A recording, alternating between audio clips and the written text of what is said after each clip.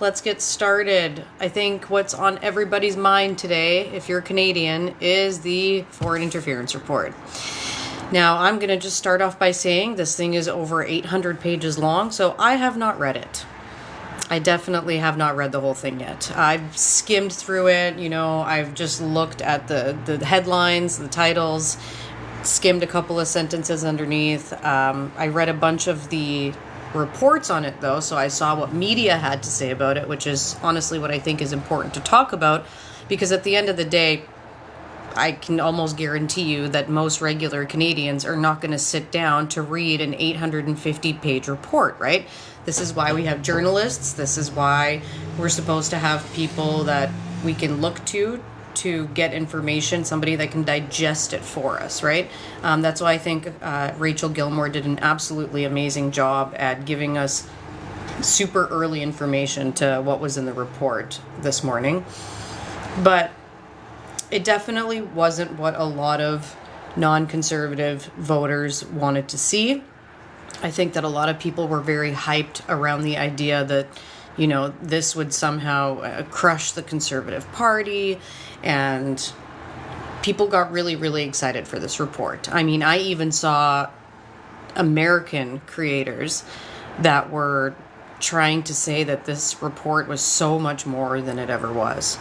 So I think why a lot of people are very, very sad right now about it is because it didn't give them the satisfaction that they wanted. Everybody thought, this might end people's careers. That didn't happen. So the conclusion of the report is that there are no traitors in our government. And the most important part of the report, from everything I read, was the fact that the most dangerous thing in terms of elections, in terms of interference, is mis and disinformation. Which, hello, we know that. We've known that for a while. It's been an issue for a while, but because it's just information, whether it's true or not, there's not really anything they can do about it. So the report is not going to change anything. That's kind of the problem. It definitely gives good guidelines. It had 51 different guidelines for government officials, and I guess even, anybody that's involved politically in terms of, political commentary or just, keeping up to date on what's going on, making the right election decisions. It gave good recommendations, but again, how many people are going to read it?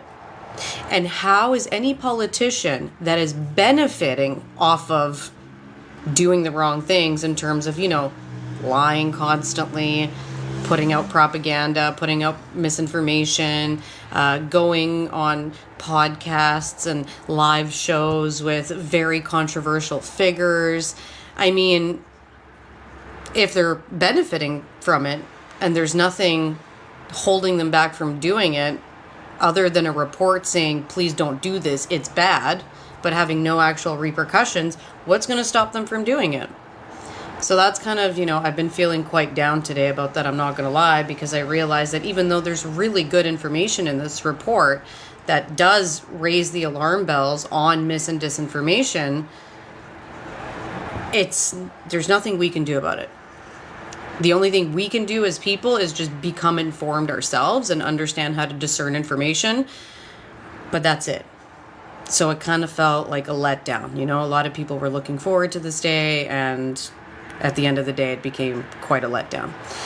Now, a problem that I saw that I felt a lot of anger around today, and I'm still trying to understand my own emotions, is the fact that conservatives have already now used this report to spin it as the Trudeau government didn't do a good enough job with foreign interference.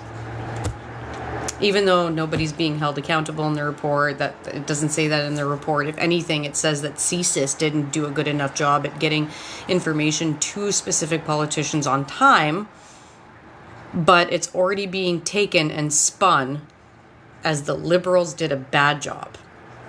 The Toronto Sun, the New York Times, I mean, that was just sad to see. And then, of course, I'm somebody that dabbles in watching some conservative media because I always want to understand what they're talking about on their side. And they're totally using this as another campaign tool to use against liberals and DPs and just anybody they don't like. So I'm not happy about that. We'll see what happens. It's still pretty fresh, but it kind of sucks. How do you guys feel about that? I'll go into more detail, but I just wanted to give you a quick summary. Is it possible some is held back? Some is held back. Like, there are names that are held back because this report specifically did not want to ruin somebody's reputation. It was a very, as Miss Lotus Lady said it in an earlier live today, it was a very Canadian report. It was very nice, very pleasant. It was very Canadian of us.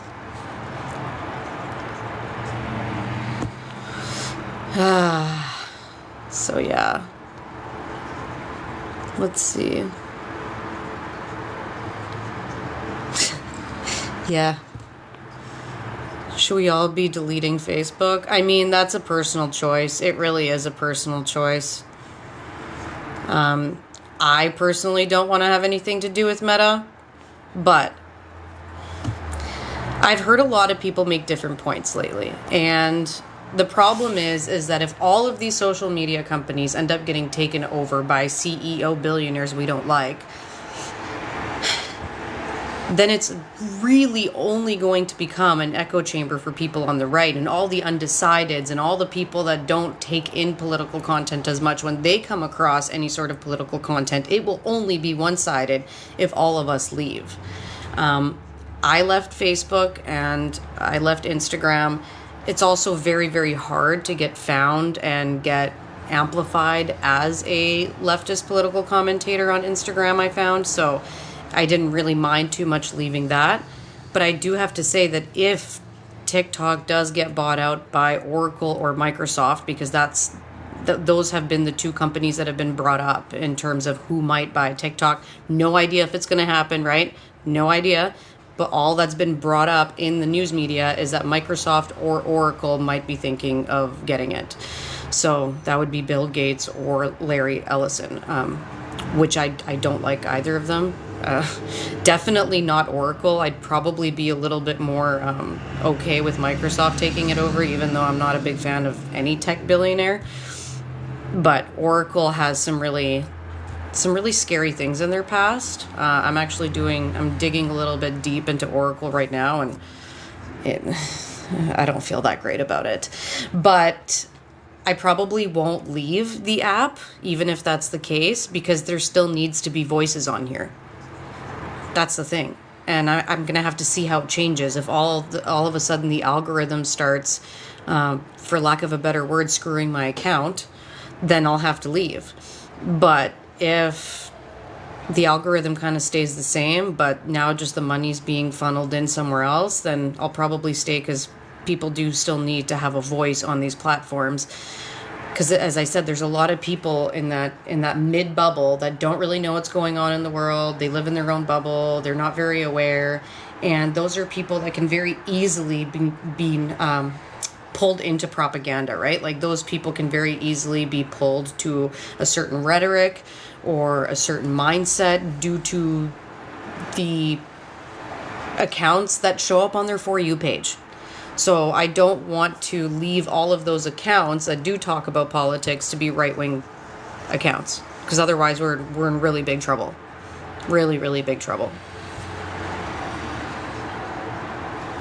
Yeah, and by the way, when you guys do see conservative comments, I know that it's going to happen a lot. When we see conservative comments, don't bother. Honestly, don't bother. Just let them be.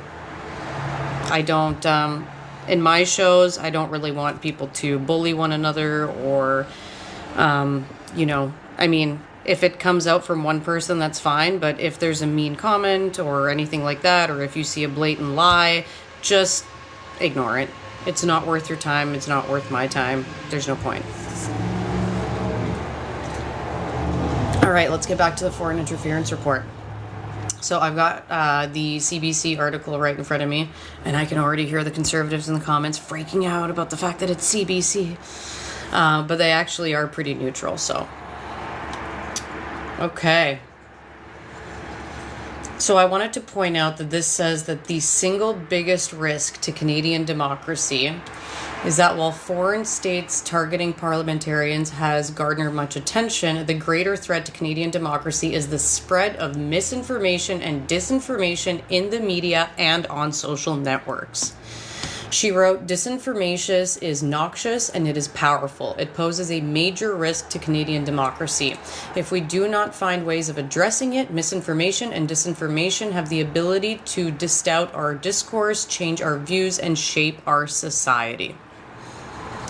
In my view, it is no exaggeration to say that at this juncture, information manipulation,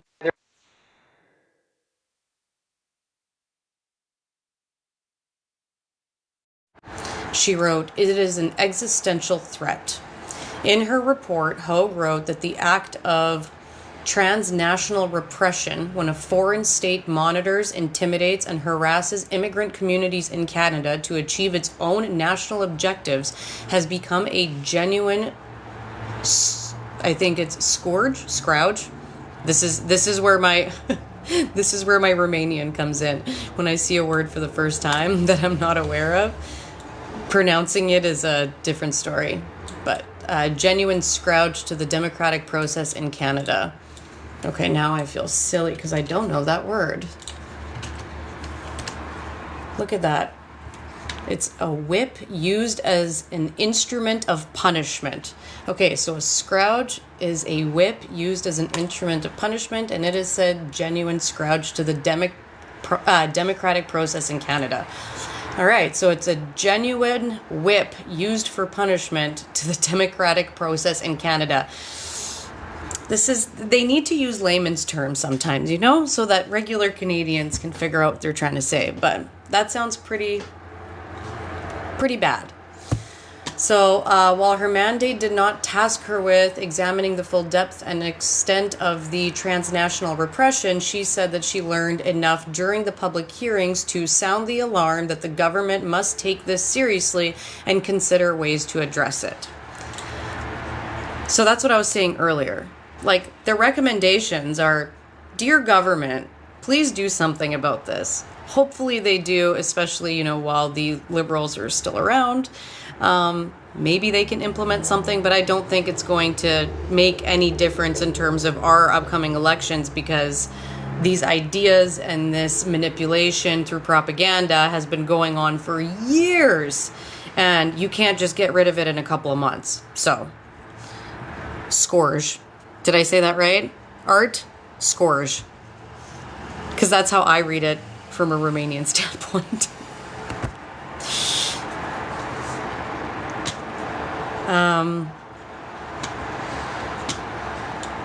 Yeah, so that's kind of what I wanted to read off there, because that was the biggest part of the report, really, was talking about how misinformation and disinformation is the worst thing that could happen to our democracy. And yet we don't really hear about it too much. Like, you know, the news reports will say it a couple of times, will bring attention to it, but who's really reading that? And the headline is 5 things we learned from the final report on foreign interference. So I guess the headline's pretty good. CBC did a pretty good job. But there was other mainstream media that definitely took a lot longer to say that there was no traitors in government than they took at explaining the 200 to 300 pages that goes into why misinformation is a massive problem. So I wasn't super happy.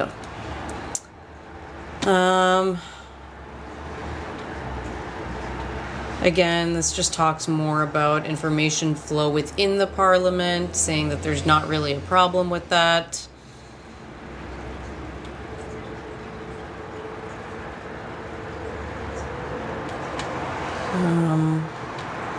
I do want to point this out. So, party leaders and security clearance.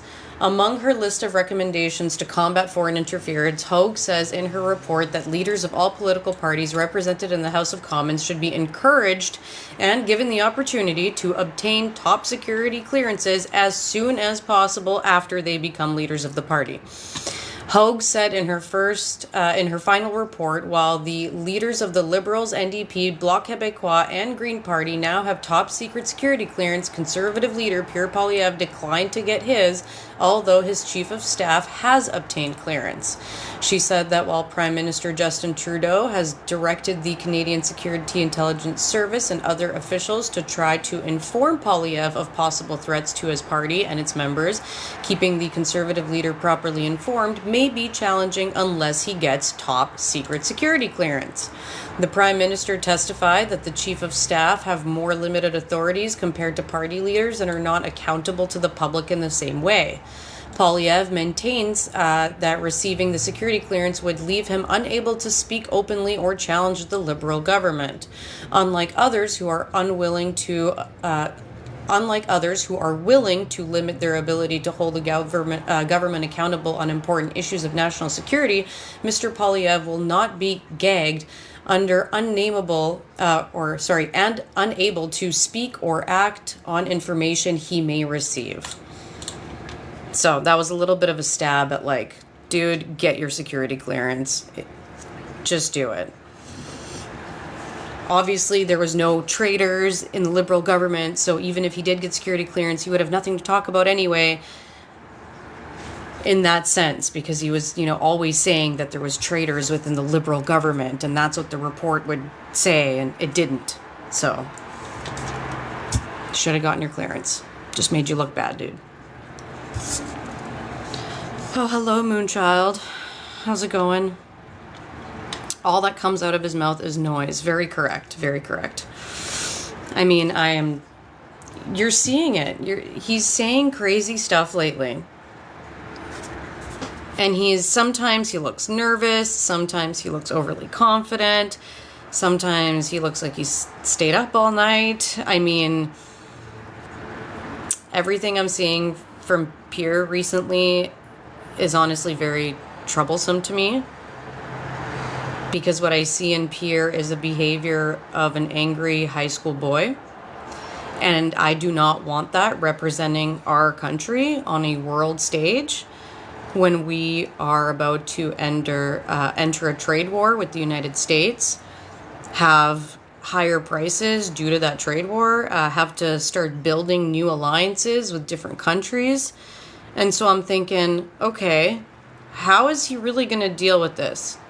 If he wrote a childish letter to Mark Carney the other day where he couldn't even get the date right and thought he was back in 2024, and all he did was mention Justin Trudeau's name 10 or 11 times in that one single, 3-4 paragraph letter, how is this man going to deal with all of that international pressure as we have to deal with the United States and what the Trump administration is doing? Because I'm sorry, I don't see how conservatives are going to be good at dealing with the crises that are happening in America. Because if we get really real here, they're going to have a human rights crisis on their hand. They already do. But people are going to be leaving. People are going to be refugees. We might need to help in many different ways. Who knows? But I don't think Pierre is going to want to help, or genuinely, I don't even know if he's going to fight Trump on us becoming the 51st state. Or, it won't be called the 51st state, but what if he just gives them everything that Trump wants? Who knows? I just don't feel safe, right? Because he doesn't give a clear answer. He doesn't give a clear answer. He tells one group of people something they want to hear, and then he tells another group of people what they want to hear. Even when he was asked about whether he would follow suit with Trump's, I don't even know what to call it, demonization of trans people, trying to basically get rid of them. And Pierre couldn't give a straight answer. He wanted to give an answer that both sides would like. So on one side he said, I don't know anything. I only know 2 genders. I don't know what you're talking about. Can you give me an example of another one? And then right after he was like, well, at the end of the day, the government should just mind its own business. Give me a break. Give me a break, Pierre. You have specifically said out loud that you would change policies around trans rights. So now you're saying the government should just leave people alone? That's weird, right? When he tells a bunch of one side of his supporters, we're going to get rid of immigrants are bad, and then turns around, goes to another side of his supporters and says, oh, we welcome all immigrants are great, we're going to bring more immigrants into our country. How can I trust this man? Aw, thanks for not being a fan of my earrings. I really, really care. Thank you. Yeah, exactly. He just repeats the question. He tries to walk around it all the time.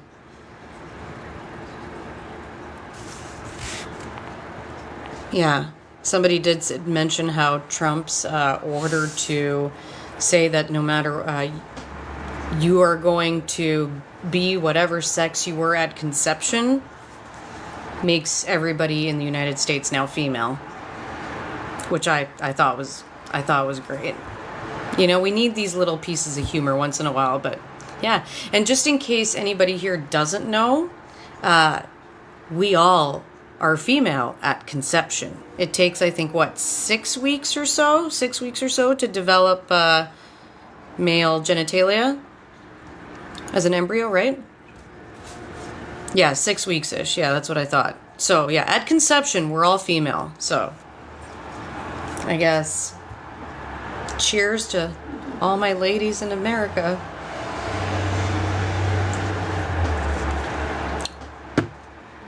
Yeah, crazy stuff. Yeah, basic biology was definitely not a part of the executive orders. That explains why I like to cuddle. Yeah, so that's what I wanted to say in terms of the Canadian news, because I think that's what everybody's going to be talking about. I'm not super happy with the reporting on it. I really don't understand why our journalists are not magnifying the actual problems. Like, they're all mentioning it, but they're not giving enough attention to it. If the report says that misinformation and disinformation is the highest threat to democracy that we have right now, why aren't they not all talking about it? Why haven't they talked about it for years? They skim over it, just to say that we did talk about it. But they don't give it as much attention as just sensational headlines with no actual solutions, no actual hope for people, just sensational headlines, because it's all capitalism. You got to make money. And if stuff that gives people anxiety is also what attracts people, then you're going to just keep putting out sensational stories that don't fully have context and that people don't fully understand, and they're very easy to manipulate by political commenters, by all the online bros. God, opening up YouTube these days is just, it's not fun anymore.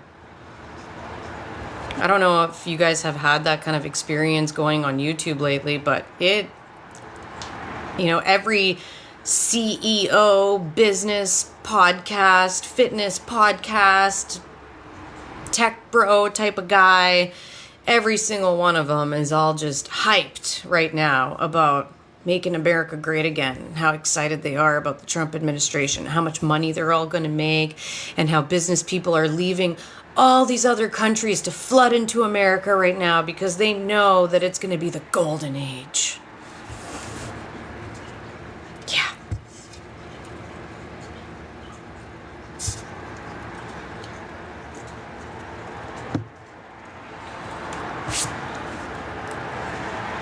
Yeah. That's a good one. MEGA. Meta, Apple, Google, Amazon. Make America great again. Yeah, and I know YouTube does have a huge male audience, which is what worries me, right? Where's X? Yeah, I haven't been on X in forever. All the X tweets, I guess, that I see and that I get are from my favorite journalists on Blue Sky that take screenshots so that we can see them, because I will not download that app. Nope. No, thank you. Do we think Trump is following through on tariffs February 1st? I do. I think he is. And this is actually something I wanted to bring up tonight, because it freaks me out. I might sound like, a little bit of a conspiracy theorist, but I swear I'm not. Trump is putting tariffs on us and Mexico, 25%. But not on China. China's getting 10%. He said that he was going to tariff China 60% or more. But now China's only getting tariffed 10%. While us and Mexico, 25%. Interesting, right? Interesting. It's almost like America's tariffs are really only there to hurt American allies.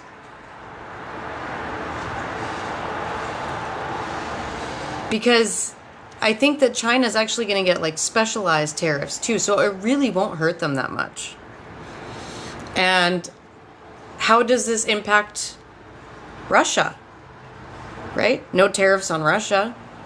But if they put tariffs on Canada, then they might have to force Canada to let go of some of their sanctions that they put on Russia because of the Ukraine invasion.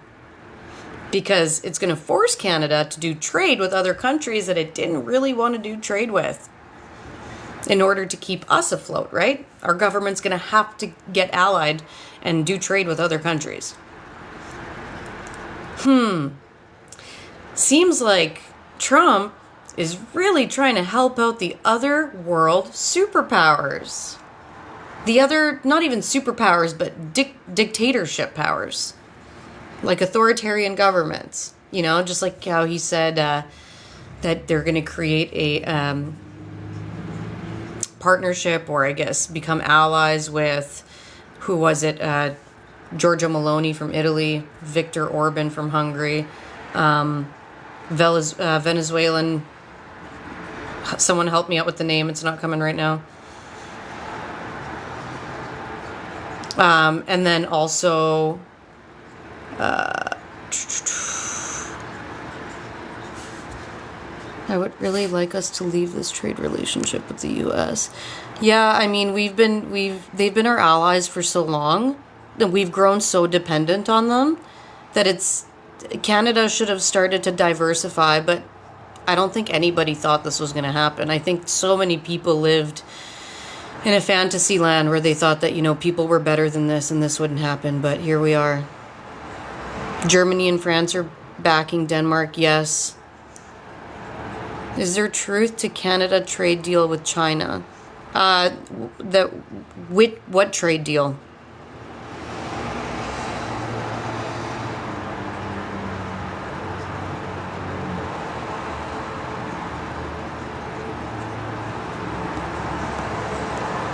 And yes, and yeah, we're of course we're dependent on China. Like the whole world is dependent on China, dude. Of course.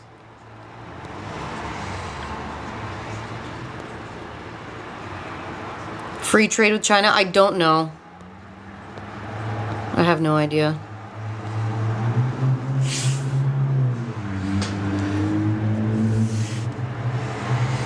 Exactly, thank you. We're all dependent on each other. So that's kind of what this comes down to, right? Is that at the end of the day, the nationalist rhetoric is that globalization is bad and that we need to be independent and only take care of our own. And what I find funny is that this is what the Republicans voted for. And yet Trump is now, they also voted for no war, right?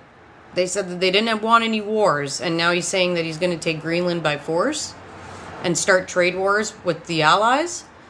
So yeah, okay, that's already been crossed off. Then you say you don't want globalization, but he's creating alliances with all of these other world leaders. He had a phone call with China and Russia the day after he got inaugurated, where they said that they were going to work together. And then at the WEF, he talked about working with Venezuela, Hungary, Italy, and I know I'm missing one, and I can't figure out what that one is off the top of my head right now. I'm having a total brain fart here. But it was the other authoritarian leaders on the European side. No, not Sweden. No, I'm having a brain fart. I can look it up. But the thing is, he's creating global alliances. And this is exactly what their voter base didn't want, but now they're all on board with it and they all love it. And they're gonna cheer on whatever these guys do.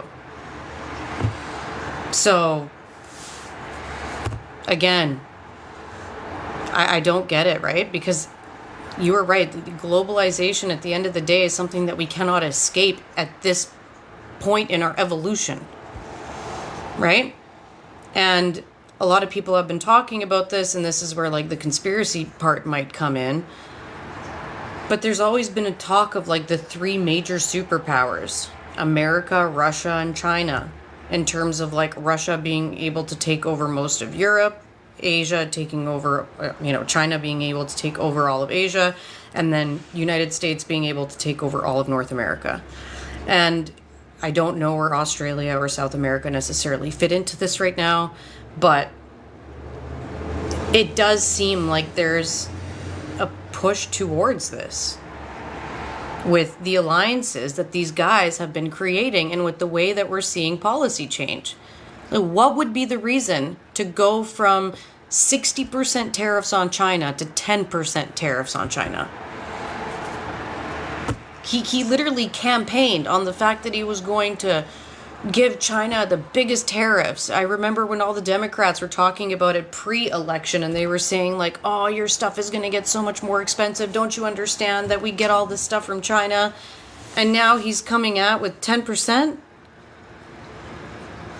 10% is very little. Very, very, very little in comparison to 60%. I think it's like 1/36th of that, because when you put tariffs on things, I'm going to try and find the actual report that talked about this. Give me a second here. I just got to pull it up.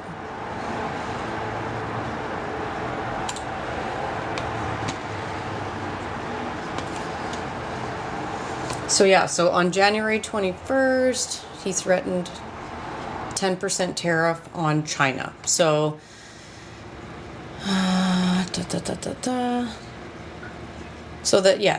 tariffs only 10% on China. Why was I surprised? During the campaign, he threatened to impose 60% tariffs on Chinese imports. 10% is only 1/6 of 60%. Moreover, he threatens 10% on Chinese imports, while at the same time, he threatens a whopping 25% tariff rate on imports from Mexico and Canada. Now, this is the good news for Americans here. The damage done by a 10% tariff is not 1/6 of the damage done by a 60% tariff. It's only 1/36. How did I get that? Well, there's a basic theorem in economics, one that I taught my students with simple algebra, that says the deadweight loss from a tax is proportional, not to the tax rate, but to the square of the tax rate. So if Trump were to impose a 60% tax rate, therefore the deadweight loss from that would be 36 times the deadweight loss from a 10% tax rate. So this isn't really going to hurt Americans that much. But it is going to hurt Canadians and Mexicans, because we have 25%. And yes, they do get a lot of stuff from us, but imports from China are about 440 billion a year, and imports from Canada and Mexico combined are 410 billion a year. Oh no, sorry, 410 for Canada plus another 500 billion for Mexico. So we're still a little bit lower than China by 30 billion, and Mexico has the highest. So $500 billion worth of goods come in from Mexico every year.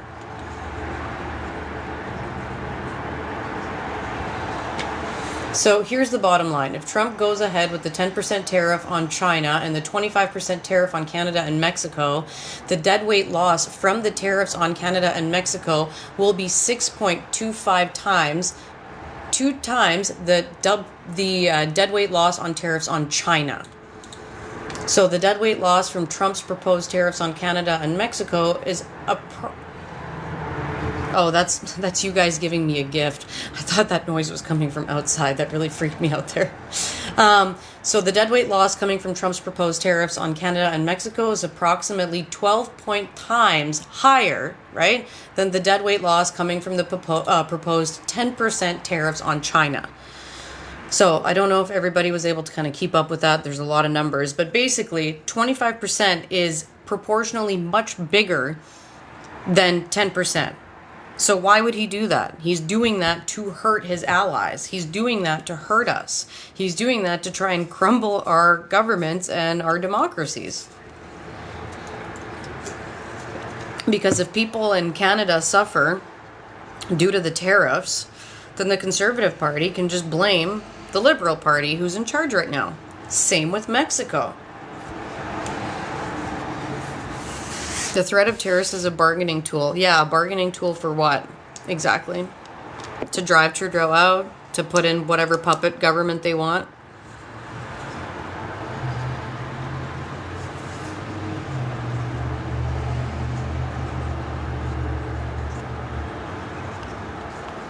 Yes, the American people are the ones that pay the tariffs, correct. However, right, if all of a sudden they stop getting what they're getting from us, right? If we stop being able to sell our product to the States because there's going to be a lot less demand for it, that's going to hurt us as Canadians.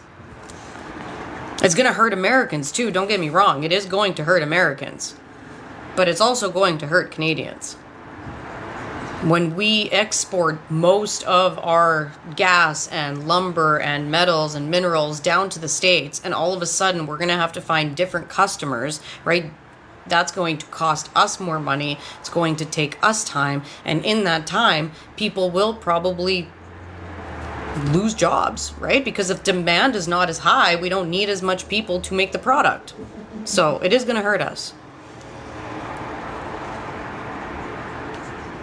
Tariffs aren't going to hurt Americans. I don't know how you feel that way, but okay. Tariffs always hurt the people in the country.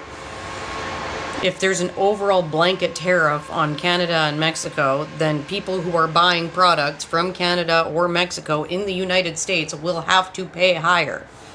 Like there's a tax on it. Do you get that? Yeah, that's what I mean. Like, if they can find the material somewhere else for a cheaper price, then the demand will go down for those Canadian products.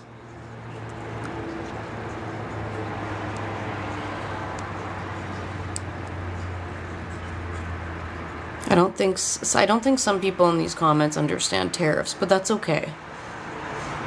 That's okay.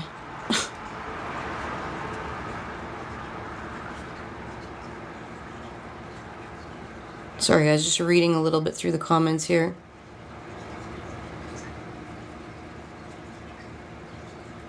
Sometimes I don't even know if people are saying these comments to me or to each other. Not quite sure, but yes, and tariffs, like that's the thing. We're not sitting here demonizing all tariffs. Tariffs can be done wisely or they can be done stupidly. They can be done as a tool to hurt other countries and hurt your own country and create mass chaos and disruption, or they can actually be used for good. It really depends. It really depends. This is not the case though. Blanket tariffs are bad.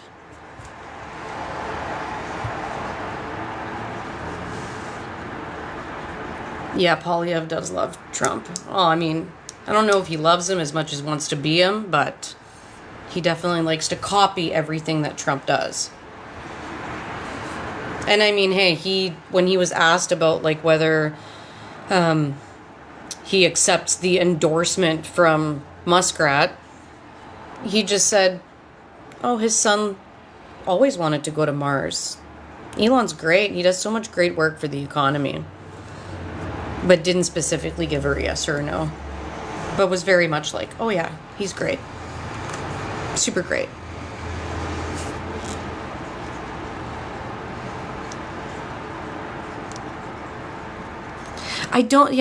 When you say Trump has no idea what he's doing, he's going to hurt USA, I think that's exactly what he wants. Trump is not in there to make America great again. Sorry, that's not the case. Trump is there to make the billionaires more billions, to create alliances with other authoritarian governments, and to squash democracy. Period. You can think whatever you want, but I know the truth. I've been following these stories for years and years and years, and everything I warned people about, it's happening. So, not the funnest time to be alive. What else did I want to touch on? Right. I think you guys know, I think a lot of you in here probably already know that there's a bill that's getting passed or potentially will pass in Mississippi that creates a bounty hunter program where regular citizens can then hunt illegal immigrants for $1,000 a piece, paid for by the taxpayers. Now, this is crazy, and it's definitely given me like crazy 1930s Germany vibes, but people are cheering this on. People are cheering this on. Full on. I've had to watch a lot of videos on what's going on in Mississippi because a lot of people now want to come down there to do this. And, you know, being in some of these conservative circles, to see their discourse and to understand what's happening, the way that they're talking about this to each other is very, very, very scary. They are excited. They want to do it in every state. Apparently, people in Oklahoma have already been doing this for free. But this is really, really bad. So, something to be aware of.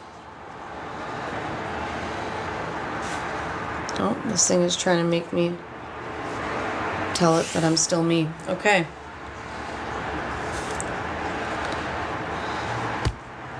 So, well, I mean, farmer, I am so grateful to hear that's a lie. This is just what I'm reading in conservative circles.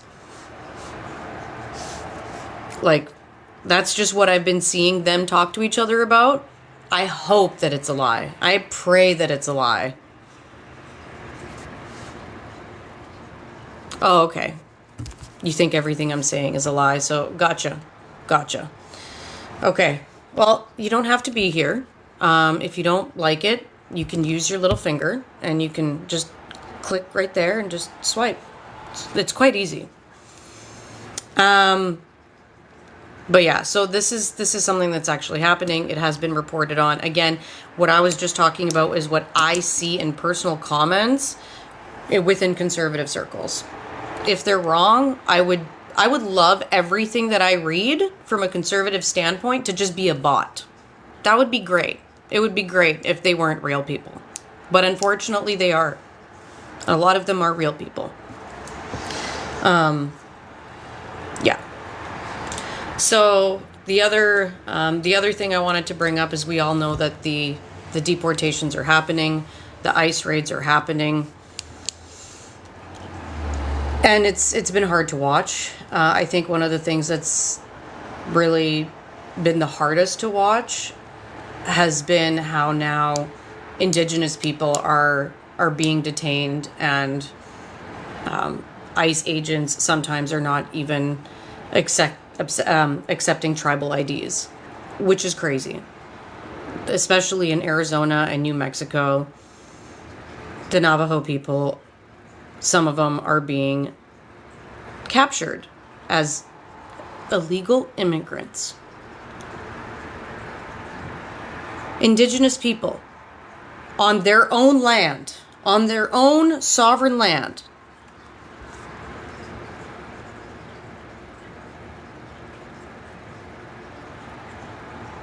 It's insane.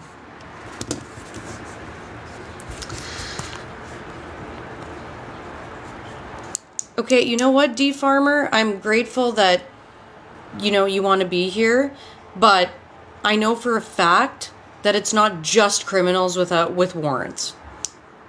There was a woman, a Navajo woman, who was taken in, and she had to get her family to send her pictures of certifications that she actually is Indigenous for them to let her go. This woman had no warrants, no previous history, no nothing. So please stop, okay?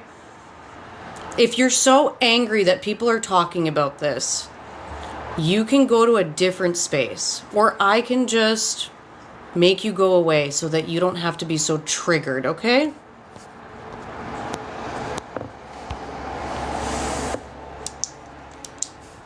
We knew exactly what this was about. This has been about racism from day one. And it was used from day one to rile up crowds and support. I just finished watching a BBC interview with the freaking QAnon shaman from the January 6th insurrection that recently just got pardoned. And he literally sat there with a BBC reporter and said that people just called him racist, and he's not a racist. People just called him that. But then he said that the first thing that he did when he found out that he was going to be pardoned was he went outside and screamed freedom and gave a Native American war cry, and then proceeded to make fun of the BBC reporter by mocking her accent. But yeah, he's not racist, right? None of you guys are racist, right? Yeah, it's just a figment of our imagination, I guess. Yeah, by the way, On Tyranny by Timothy Snyder is an amazing book. Absolutely amazing book. If you guys haven't read it, I highly, highly, highly suggest it.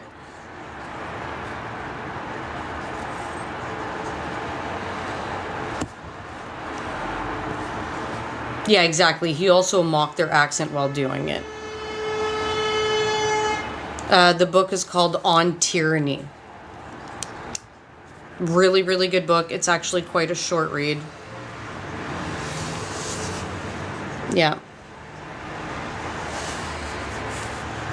But again, yeah, let's stop pretending that this is about making America safer, because that's if you think that, I'm sorry, you've been brainwashed. You have been brainwashed to think that everyone that doesn't look like you is a criminal, because the stats don't back you up.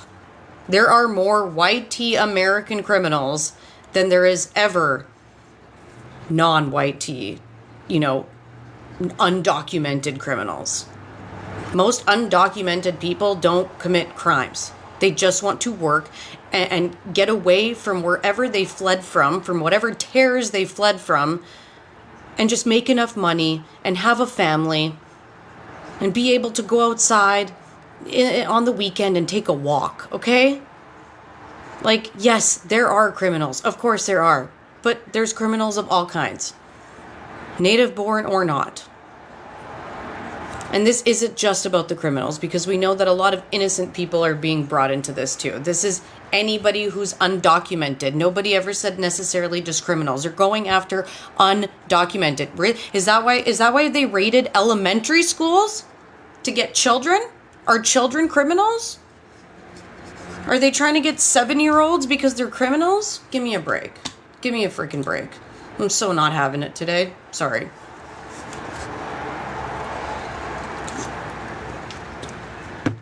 I dare you to prove it. How am I supposed to prove it to you?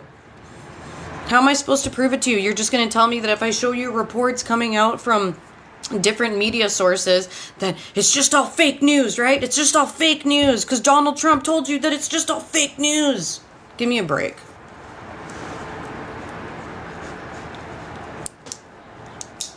Well, how do you want people, like, how do you want people to be able to have discourse about things that happen if you can't trust your news sources? If you think that all news is fake, then, you know, how do you trust that? Nothing is trustworthy then. So why talk at all, right? Why have any discourse? But why do you get to say that you're right? Right? Doesn't make any sense. Doesn't make any sense.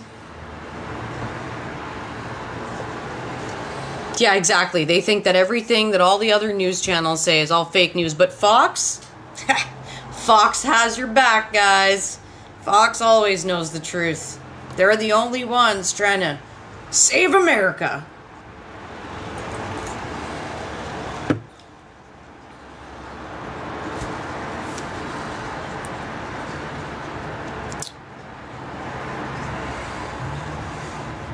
Yeah.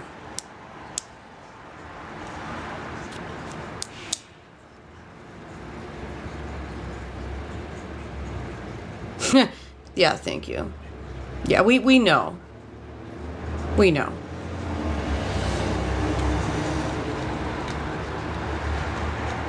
If you're a bunch of Republicans in here that are just freaking out right now, sorry, guys. Sorry. I really hope that you get everything that you voted for. How's the $1 eggs coming along?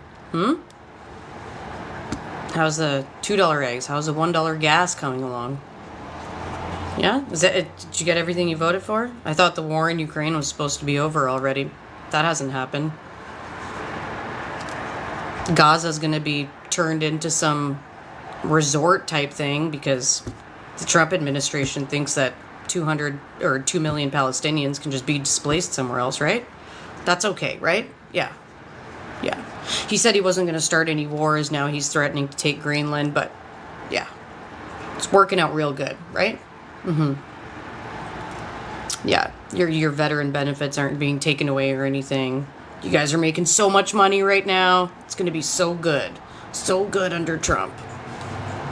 Yep, I hope you get everything that you wished for. Unfortunately, a lot of you, most of you probably won't wake up for years until things get really bad. And some of you will probably go to your grave saying that he was the best in the world.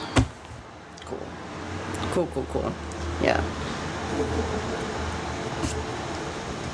We'll give him time, cupcake. Yeah, we've given him 5 or 6 days. We already see how bad it's going to get. It's going to get a lot worse. But I'm sure if you're a white man, you probably have no problem with everything that's going to happen because it's in your favor.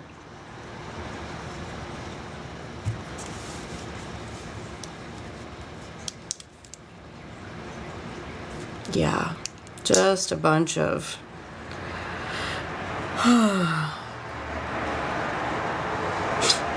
Anyway, you guys can continue to, I guess, fight with each other in the comments. I gotta stop answering to conservative comments because there's no point.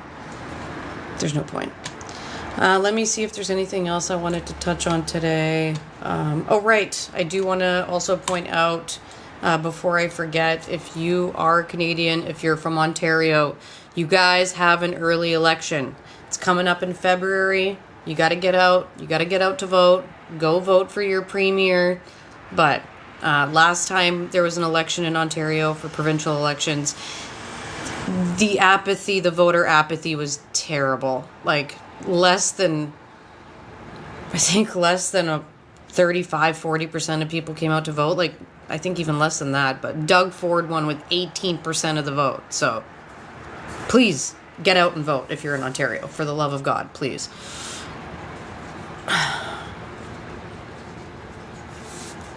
Yeah.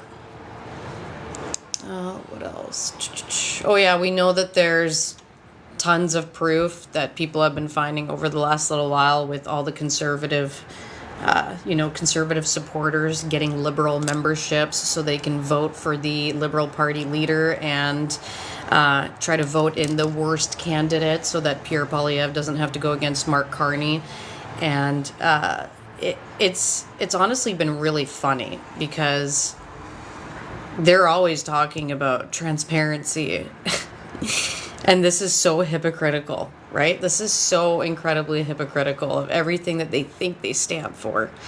But yeah, they have no problem meddling in elections. They wanted to blame the Liberals for election interference, but they're the ones all signing up for a party that they're not even going to vote for just so that they can try to boycott the leader. Great human beings. Love the fact that we have to live together on the same planet. Okay, we talked about ICE raids. We talked about what's going on in Mississippi. We talked about what's going on in Arizona and in New Mexico with indigenous people from the Navajo community. We talked about DeepSeek. We talked about how AI can replicate itself. We talked about who's potentially buying TikTok. Oh, right. I wanted to kind of end the hour with this. So this will be a really good one. I wanted to end the hour with a letter, or not even, I don't think it's a letter. I think she actually gave this as a speech. But I wanted to read you something that a sociologist said about these times that we're in right now and what they really mean and how to navigate them. I'm just getting to the write-up over here. Jennifer Walters is her name, the sociologist. So this is what I want to end with, and then depending on who's here, maybe I'll invite somebody to come up. We'll see. So, Jennifer Walter on what's happening in the US and what you can do about it. And I thought this was really, really, really good and really well done. As a sociologist, I need to tell you, your overwhelm is the goal right now. The flood of 200 plus executive orders in Trump's first days exemplifies the shock doctrine, using chaos and crisis to push through radical changes while people are too disoriented to effectively resist. This isn't just politics as usual, it's a strategic exploitation of cognitive limits. So what does this mean? All right, this obviously means that the main objective right now of this administration is to get everybody so stressed out and have so much anxiety that they cannot keep up with what's going on, so they're most likely just going to tune out. Media theorist McLuhan predicted this. Listen up. When humans face information overload, they become passive and disengaged. The rapid-fire executive orders create a cognitive bottleneck, making it nearly impossible for citizens and media to thoroughly analyze any single policy. And we are seeing this happen. There are so many policies being thrown out right now. There's so many executive orders. There's so much news coming out of every state. People don't really know what's going on. The headlines are very sensational. The reporters themselves do not have time to dive deep into any of these topics. So we're just getting like little snippets of them, right? Without enough context to truly be able to understand. So we're just getting hit with like anxiety, sensational headlines day in and day out. What she says after that is, agenda setting theory explains the strategy. When multiple major policies compete for attention simultaneously, it fragments public discourse. Traditional media can't keep up with the pace, leading to superficial coverage. The result? A weakened democratic oversight and reduced public engagement. And we are seeing this. We're seeing people go, I can't do this anymore. This is too much. I'm out, right? So, what now? So this is her advice for what we need to do as a community. Set boundaries. Pick any 2 to 3 key issues you deeply care about and focus your attention there. You can't track everything, and that's by design. Impact comes from sustained focus, not scattered awareness. Number 2, use aggregators and experts. Find trusted analysis who do the heavy lifting of synthesis. Look for those explaining patterns, not just events. So that's a big one. This is where I actually think that really good political podcasts can be of a lot of help, because they tend to kind of narrow in on a single focus, and they're going to take whatever news fits that focus and then talk about it in more detail, which is something you're not going to get with a 2 or 3 minute video on TikTok. Even though I make TikTok videos, like, I get it. I'm trying to figure out a way to bring news to the public in a little bit of a different light. I'm not sure how I'm going to do that yet. It's hard with small videos, but it's something for us to think about, how we're digesting information, and when we get passionate on one piece of information, to dive deeper into it. Number 4, practice going slow. Wait 48 hours. Oh, sorry, I actually skipped over one that was really important. This is a big one. Remember, feeling overwhelmed is the point. When you recognize this, you actually regain some power. So just realizing that you are overwhelmed already puts you in a better position than most people. Take breaks, process. This is a marathon and not a sprint. And number 4, practice going slow. Wait 48 hours before reacting to new policies. The urgent clouds the important. The urgent clouds the important. Initial reportings often miss context. And number 5, build community. Share the cognitive load. Different people track different issues. Network intelligence beats individual overload. And lastly, she said, remember, they want you scattered. Your focus is resistance.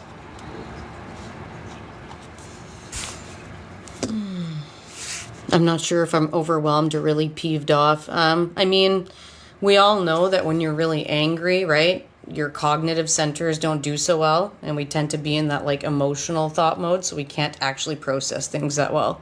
And I know from my own experience, if I get too angry, I need to go and like chill out for a little bit before I can actually come back and have proper discourse and put my thoughts together in a cognitive way.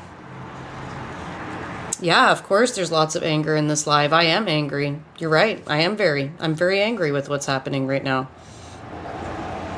That is 110% correct.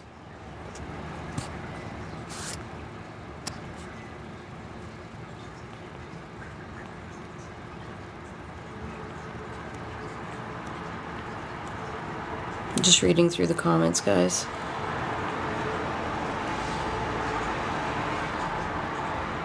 Yeah, exactly. They are trying to overwhelm, to incite rage from the public so then they can declare martial law. And I think that's one of the big issues too, right? Is that people in America are very scared to protest right now. They know the strength of the American government and of the military, and I don't know. It's a scary time. It's a scary time, but at the same time, they got to do it. They got to do it. They got to do it. Even if it's scary, even if they're risking their lives, this is what needs to happen in revolutions. This is what needs to happen when people want to take down dictatorship. But I'm afraid that it's going to take a long time. I'm afraid that people are still too comfortable right now. People don't know enough right now. And yeah, but you can bet your butt that if it happens here and if there's any protests that I can get involved in, I will go out there.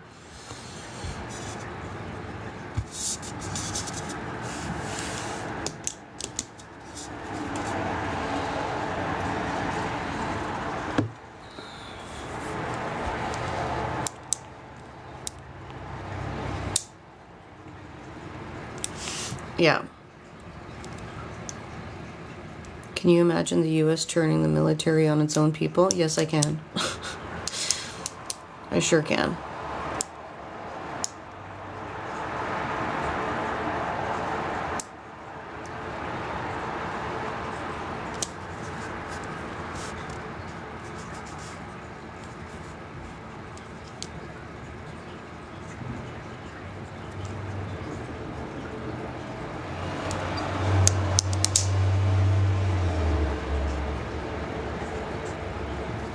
Yeah, so if you guys want to follow me,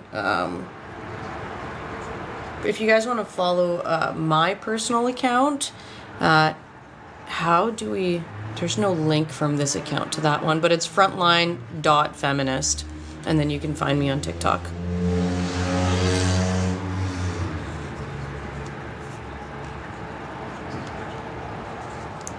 Ted, nice to see you. Out putting signs up tomorrow. Yeah, it is going to be scary if the U.S. has another natural disaster. I have no idea if they're going to help those people out or not.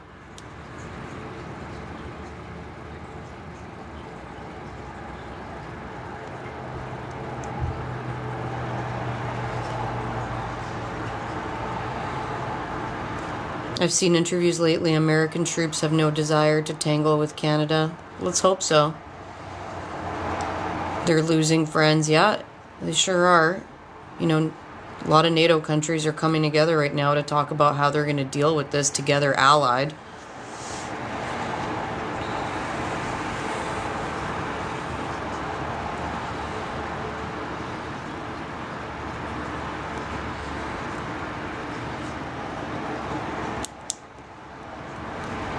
Yeah, I knew that by friends you meant allies.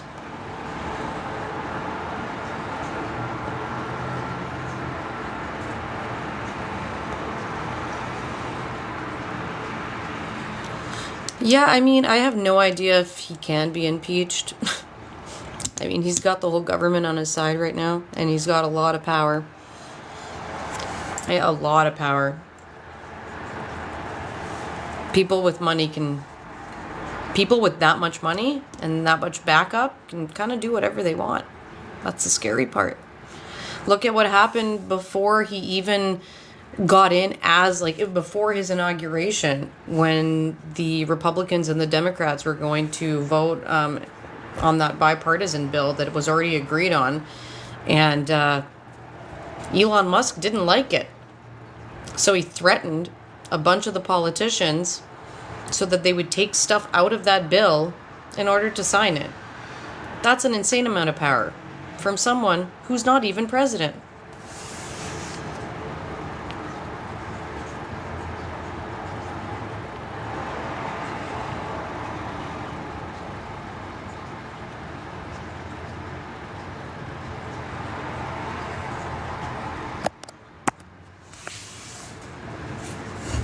Yeah, I don't know why he's quiet, but it's nice when he's quiet. It's very nice when he's quiet. Yeah, he definitely wasn't quiet in Germany. That's for damn sure. But what was cool, though, was to see the millions and millions of people who came out in Germany onto the streets to protest the AfD after that. Like, he sparked a lot of people in Germany coming together and saying, no, we will not repeat this. Right? So the protests were wonderful to watch. They gave me some hope in humanity because what I said constantly for the last couple of lives here for NewsHour is I think that what happens in Germany in February and what happens in Romania in March is going to be very telling of what we can expect in Canada. So if we see that in Germany, this extreme right-wing party doesn't get voted in, which, I mean, they're not first in the polls, they're second in the polls, but it is still pretty crazy that a pro-Yahtzee party is second in the polls, right?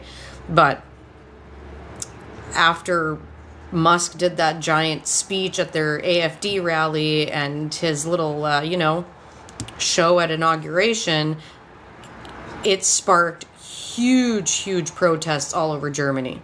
Huge. And Finland as well. There was some really big protests in Finland as well. So that was actually nice to watch. It was nice to see so many human beings come together that believe that we should never go back there, and that this is ridiculously scary.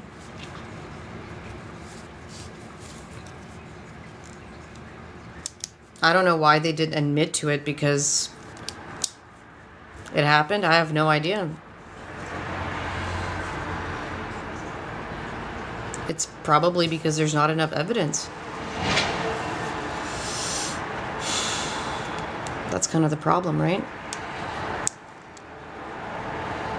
However, though, one thing that I will definitely say is,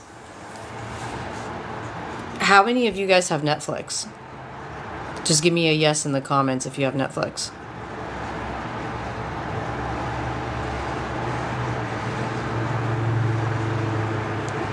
Okay. Have any of you seen the Mustache Man documentary? It's a docu-series. It's a 6-part series, and it's probably one of the best historical docu-series I've ever seen. It's called The Rise and the Fall of the Third Reich. And it's all after a famous book that was written by a journalist that spent all those years in Germany documenting what was happening. It's brilliant, and it is going to teach you so much about what's happening right now. It's literally been the same tactics that have been used. The same psychological manipulation, the same nationalism, the same messages. It is a brilliant, brilliant, brilliant docuseries, and I think it's probably a really, really, really, really important one for us to watch right now. And it's a great way to learn some of that history if you don't already know it.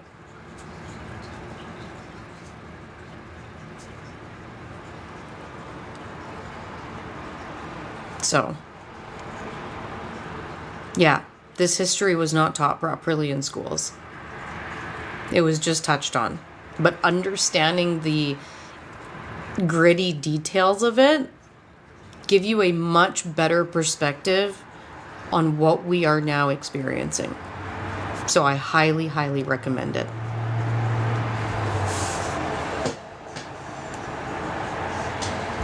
Yeah. If somebody just came into this live, we're actually almost done. This is a 1 hour kind of, I call it news hour, where we just have a chat about everything that's been going on in Canada and the United States and around the world that I'm finding relevant.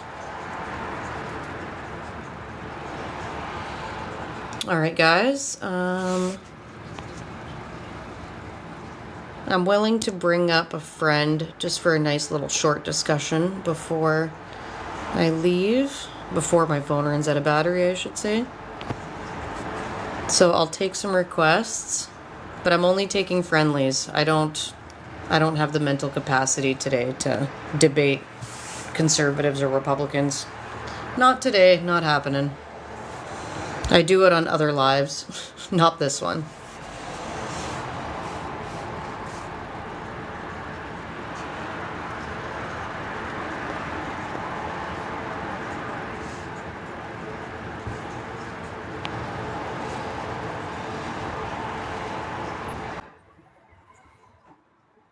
Oh, it's switched it up for me here. Hey, I want to see if Treaty Birder wants to come up here.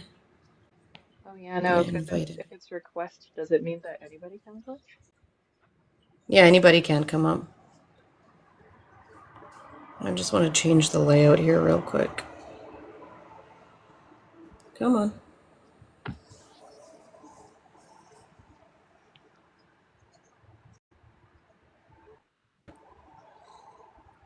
There we go.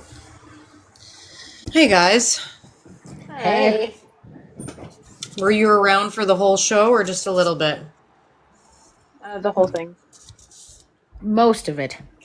I was busy. I missed the part when you were talking about people doing something in Ohio, but I didn't catch what it was. Oh, yeah, no, I was talking about how how I like to sneak a peek into conservative circles and watch for conservative comments and stuff. And when we were chatting about how Mississippi is trying to pass this bill now that lets people basically become bounty hunters for illegal immigrants, We were talking about some of the comments and the discourse that I've seen in conservative circles around this. And at one point, somebody said, "Oh, well, we're doing it in Oklahoma for free anyway." And then a bunch of other people were like, "Yeah, but that's it, right?" And somebody was like, "Well, I'm from Oklahoma. We don't do that." And I was like, "All right, well, I hope you're right. I'm just saying what I read, right?" Okay. Yeah. I was trying to figure out the whole time, like, wait, what is it that they're doing? Bounty hunting. Got it. Yeah. Yeah, Um, it's really, really disturbing. It's really disturbing. And this is where No, it I really like is. I had to tune out for a minute because when you talked about what's happening to the indigenous people and how they're being picked up and they're not paying attention to their status cards or whatever they're presenting as identification, like I broke down and cried. I had to walk away for a minute because I think about this happened to them already not that long ago, right? Yeah. And to hear that that's happening to them again is really an awful thing to think about. Yeah, there's a bill Yeah, right now to strip them of their citizenship. It's terrible. Like it how yeah terrifying. it broke me today. Like it absolutely broke me. That's why I was kind of getting angry with those certain conservative people in the comments that were basically just saying, "Oh, they're only picking up illegals. It's only illegals." And it's like, well, it's only criminals with warrants. And I'm like, "No, it's not. It's They're not illegal picking to up a be lot of human. different people. They're Oh picking my up a lot god, of They're different people." undocumented. They're not illegal. They're undocumented. There's such a difference between oh, being an illegal human being. Like, it's not a thing. and they're I know, and they're human. trying to say that it's only people with criminal warrants, which is not true. We know that. We know that they've been Actually, ICE is like, not supposed to be able to arrest anybody without a warrant. That is actually a fact. If they don't have a warrant for them, they don't have a reason to be there. They shouldn't be looking at anybody's papers or anything. Wow. You think they're yeah, complying with that? No, I don't. I'm It's just saying the facts. yeah, yeah. It's so horrifying. Like where like how are we this is what's going on in the world. it's absolutely wild. Like, And you know what I feel but like sometimes is like it gets you felt so caught off guard because life pre-pandemic, I think we all felt pretty comfortable in our lives and what and things were pretty good. Like of course there were those of us that still were struggling and had issues, but it felt like we were moving in a right direction to fix those things. And then everything's changed. Yeah, during the pandemic, there was a lot of misinformation that was spreading everywhere. And I feel like Mhm. it really, a lot of people ended up going down a particular pipeline that just led them into a sphere where they just don't really have real information. They have a perceived sense of reality that doesn't fit with the actual reality that we're living in. And I don't know how to bring those people back. Yeah. I don't Me know neither. either. I don't know either. Um, But it's yeah, I I mean, it's have been crazy. reading the On Tyranny book.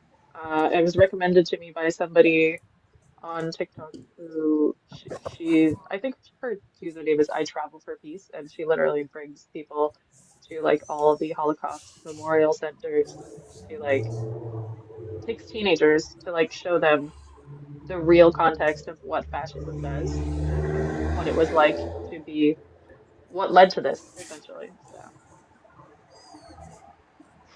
Yeah, Wow.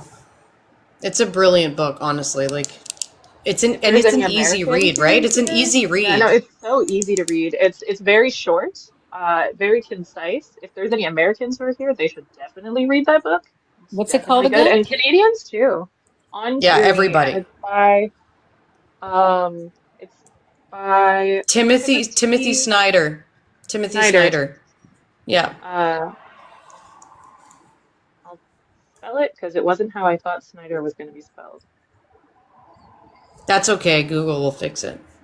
Yeah, I thought it was like Schneider. No, it's Timothy Snyder. Yeah, On Tyranny by Timothy Snyder. Read that book and watch that docu series. Seriously, like Yeah. Thanks for that. Yeah. And you know what? Honestly, I feel like this is one of those things that's it's going to really tell you who people are by how they react to that book or to that docuseries. Do you know what I mean? Mm-hmm. Yeah, Like, if anybody sees that docuseries and goes, "Oh yeah, that's great. I'm cheering for it." Like, that's what I don't get. It's like if you sat down and you watched a history docuseries on what happened in 1930s Germany, most human beings would be like, "Oh my god, that's terrible. That's terrible. That should never happen. That's inhumane." But it's happening. It's happening right now. And we see yeah. the same reactions as his supporters in the 1930s, where they're cheering it on and they're going, "This is great. This I is think great. most of This them is what are, we want." some of them are saying that, but most of them are not saying that. They are in shock. It's they called it a The majority, blitzkrieg, the shock and awe the, syndrome. That came from the propagandist, right? Like that was the whole idea, was to just shock people into not doing anything about it. And it Right. seems to be working because people aren't doing anything about it. right? Like the Goebbels from Mm-hmm. 1930 is now Yeah. the Musk and the Zuckerberg. The crazy thing about this is that I have been saying that he's been following Goebbels' playbook since before 2016. Oh Like yeah. during that whole campaign, I was like, this is like, no, let's not do this. And I I've mean, been screaming yeah, it from the rooftops too, girlfriend. Polyev is It's been doing the that long for me same too. thing. Polyev is doing the same thing. Yep. It's it's following that book and spreading misinformation too, giving them the big lies. Because like I just don't understand how it is that we can talk about misinformation, we can talk about how it's bad, we can talk about how it's dangerous, and then we can quote somebody saying misinformation and not fact check them. Right. Yeah. Like, It's where are the wild. fact checkers? We, I'm hoping that in this report there was a thing that was like there is a concerted need for fact checking in all media. There's a concerted effort for fact checking upon all statements of any person. Like, we should be fact checking everything. It should be a department in the government where they do fact check. It's You just I think don't. people Go would ahead. think it's Go ahead. censorship. They'd be like, "Oh, they're Well, censoring us from saying what we want to need to say." Like, then it needs to be an independent thing, and we need to have people yeah, who are funded for it, you know?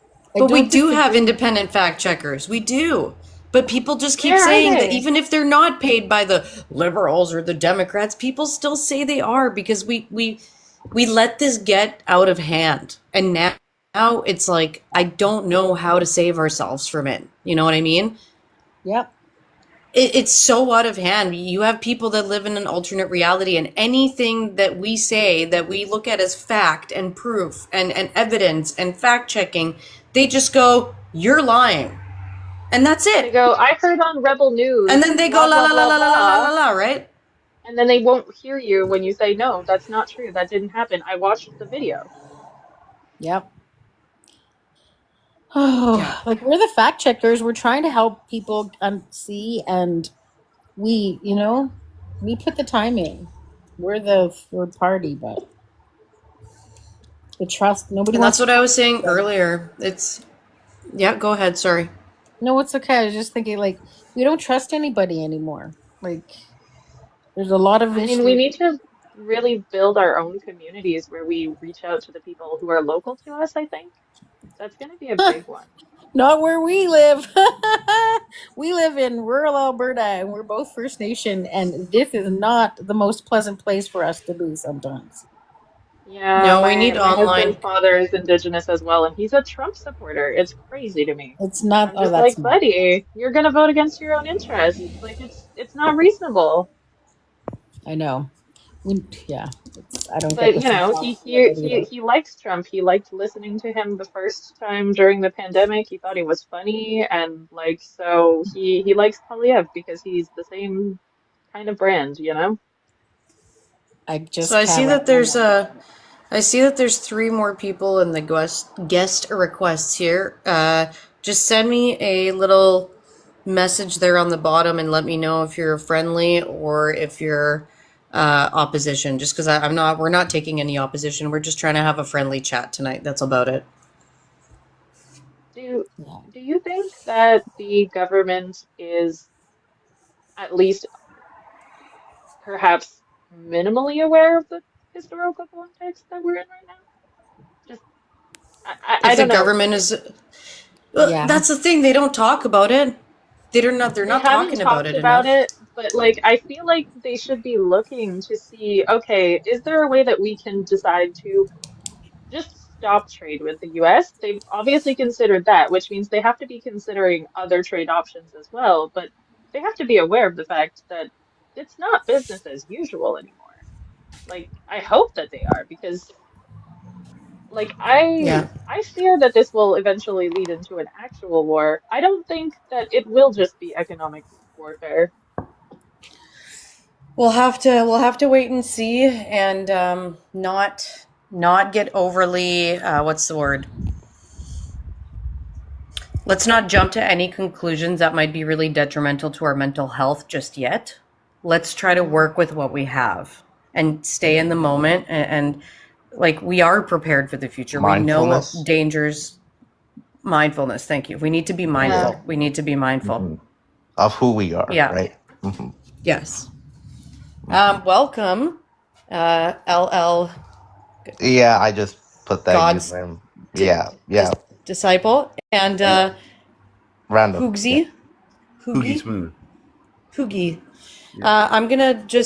I gotta charge my phone here because it's gonna die, but I want to keep this going. So I'm gonna like leave the frame for a second while my phone gets charged a bit, but I'm still here. There we go. All right.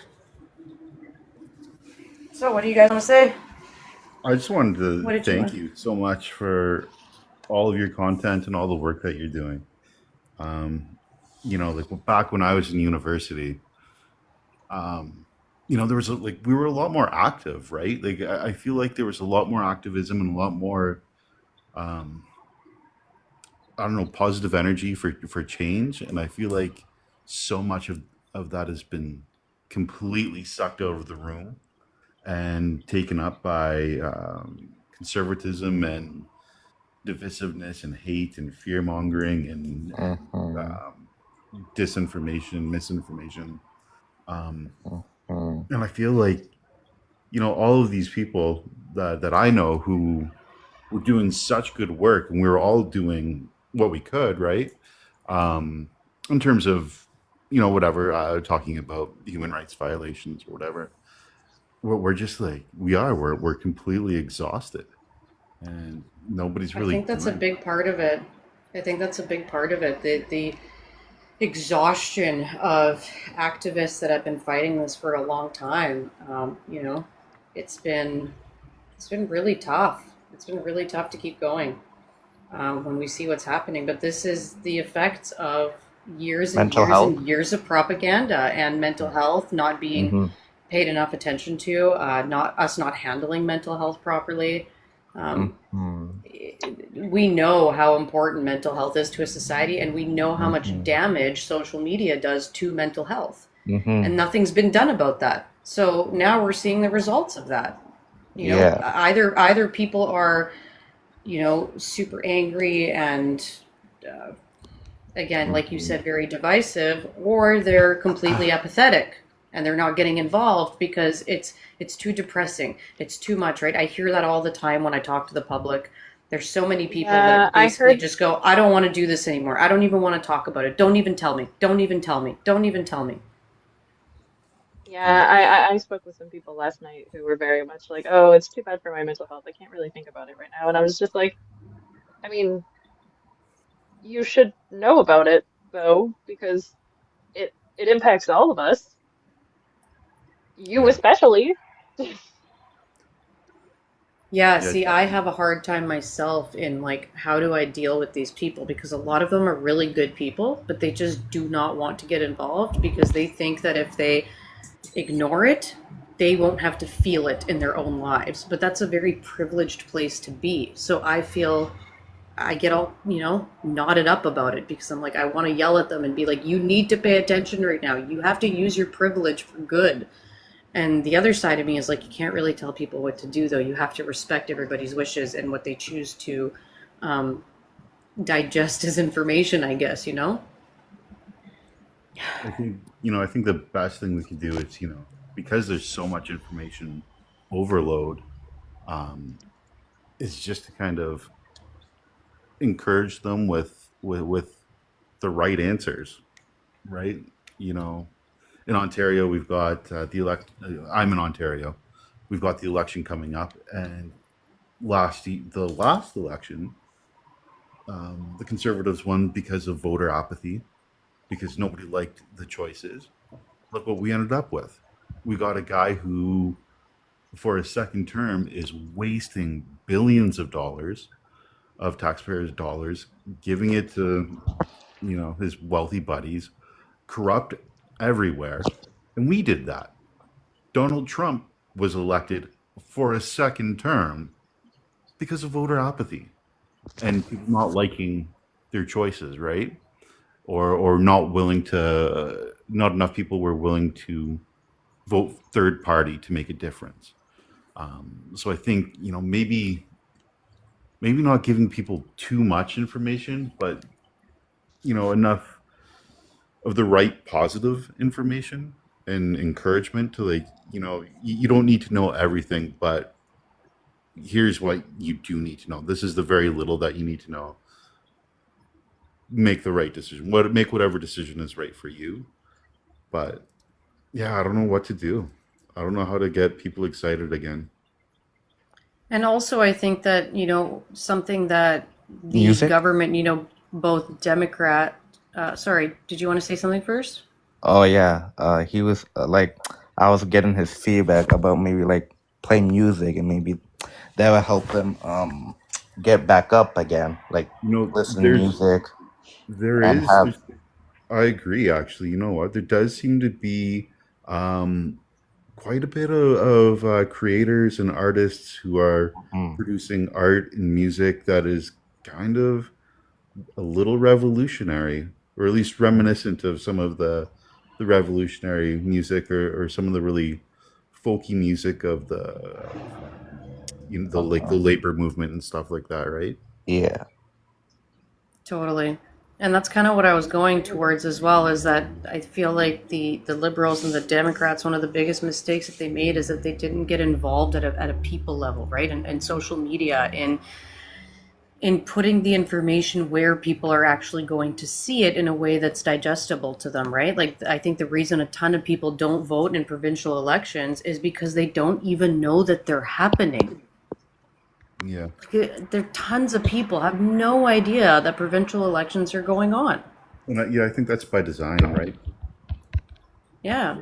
By the way, if you're in the requests, guys, just let me know in the chat if you're friendly or not, because we're only taking friendlies right now. So if you are in the request and you want to come up here, just let me know in the chat. What was the name of the sociologist you were talking about overwhelm? Jennifer Wallace, I think her name is. I don't have it right in front of me, in front of the computer right now. I can go check. Let me see. I think I saw a video by her talking about this. It wasn't her. It was a very big political creator that I think you saw, because she's the one that read it out to the world, and she's That the would one make that sense. has like 500 million likes right now on it. 'Cause I definitely heard Um, something about it on TikTok. yeah, you probably heard about. I know exactly who it is. I forgot her name on TikTok. I think she goes by. It's something like "Hear Us Out" or something like that. But Jennifer Walter is her name. Jennifer Walter. And actually, another journalist, sent me a message yesterday saying, I don't know why media has not involved sociologists more, because sociologists are the ones that can teach us about what's been going on with this massive change in behavior and how we Yeah. can work together to change it and combat it. And yet, we haven't really had these people have a chance to speak to the public. Honestly, that is a really good idea. Right? Sociologists study this phenomenon. So, yeah. Who was the creator? You said "Hear Me Out" or what was it? I forgot I forgot her name right now, but it's an account that's not by name, like it's not her name that's in it. It's a Democrat. She was super, super, super active, especially in the last 4 years, trying to get people to write to their government representatives, teaching people about how to deal with government. I can find out if you want. Yeah, that'd be I can great. go. All right, well, you guys talk it out. I'm going to go to my computer and find out for you.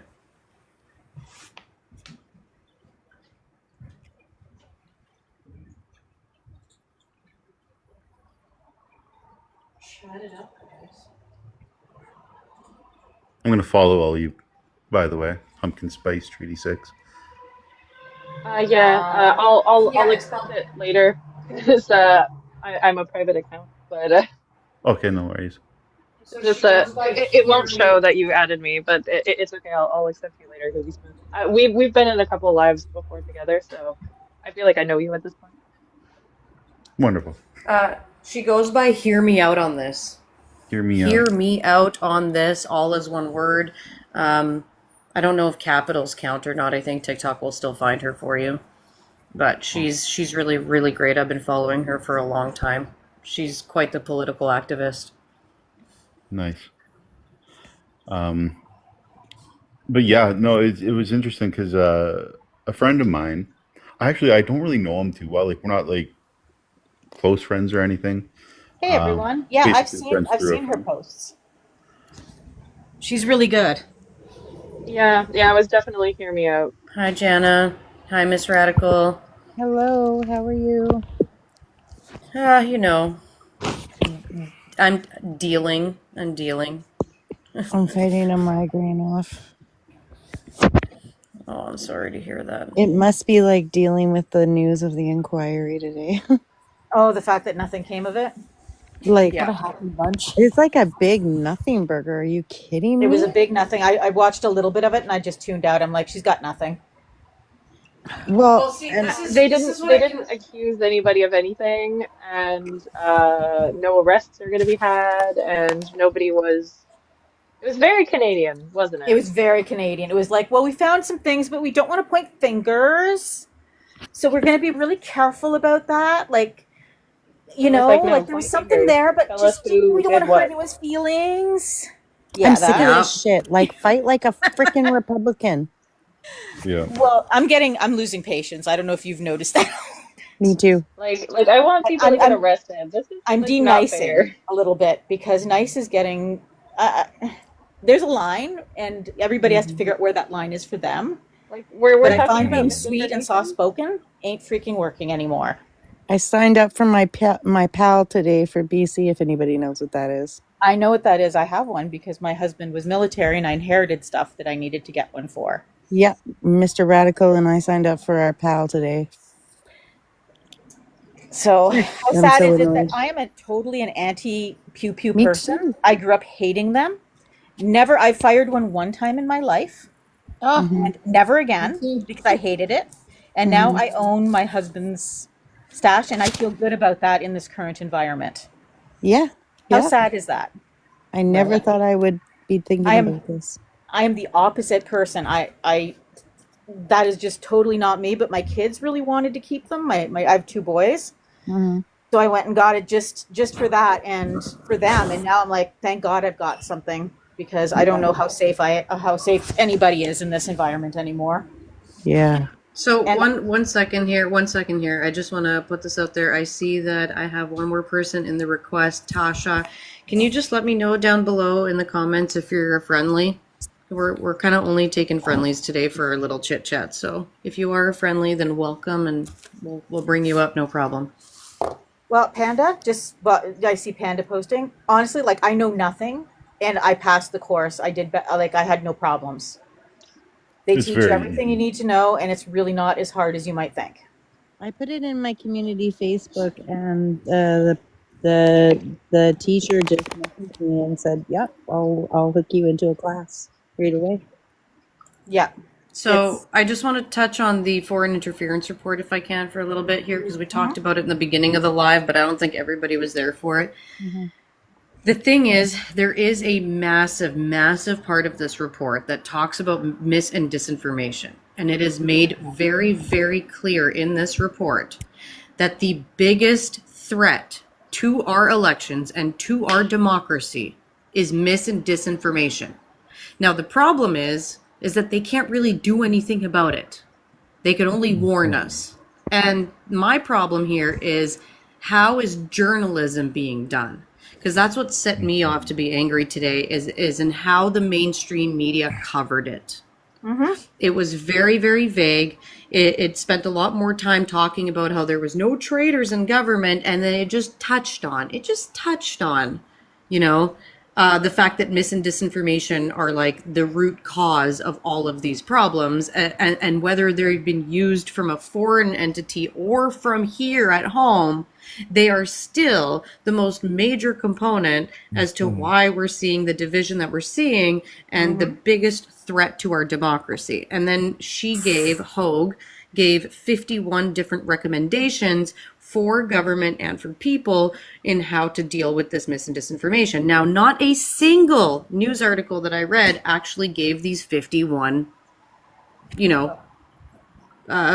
suggestions. They talked about some of them, but they didn't talk about all of them. And the problem with these reports is that the report itself might actually be brilliant, but how many average Canadian citizens are going to read an 850-page report? None. So then that leaves us.